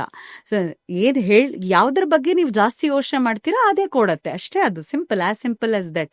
ಇಫ್ ಯು ಆರ್ ಥಿಂಕಿಂಗ್ ಆ ಪರ್ಸನ್ನ ನಾನು ಮೀಟ್ ಮಾಡಬಾರ್ದು, ನಿಮ್ಮ ಕಾನ್ಷಿಯಸ್ ಮೈಂಡಿಗೆ ಗೊತ್ತು ಆ ಪರ್ಸನ್ನ ಮೀಟ್ ಮಾಡ್ದು ಅಂತ ಅನ್ಕೋತಿದ್ದೀರಾ ಅಂತ. ಸಬ್ ಕಾನ್ಷಿಯಸ್ ಮೈಂಡ್ ಮಗು ತರ, ನೀವೇನ್ ಹೇಳಿದ್ರು ಅದು ಅಬ್ಸರ್ವ್ ಮಾಡ್ಕೊಳ್ಳೋ ಸ್ಪಾಂಜ್ ತರ. ನೀವು ಅದಕ್ಕೆ ಇಂಕ್ ಹಾಕಿದ್ರು ಅಬ್ಸರ್ವ್ ಮಾಡ್ಕೊಳ್ಳುತ್ತೆ, ನೀರ್ ಹಾಕಿದ್ರು ಅಬ್ಸರ್ವ್ ಮಾಡ್ಕೊಳ್ಳುತ್ತೆ. ಅದಕ್ಕೆ ಗೊತ್ತಿಲ್ಲ ಇಂಕನ್ನ ಅಬ್ಸರ್ವ್ ಮಾಡಬಾರ್ದು, ನಾನು ನೀರನ್ನ ಮಾತ್ರ ಅಬ್ಸರ್ವ್ ಮಾಡ್ಕೋಬೇಕು ಅಂತ.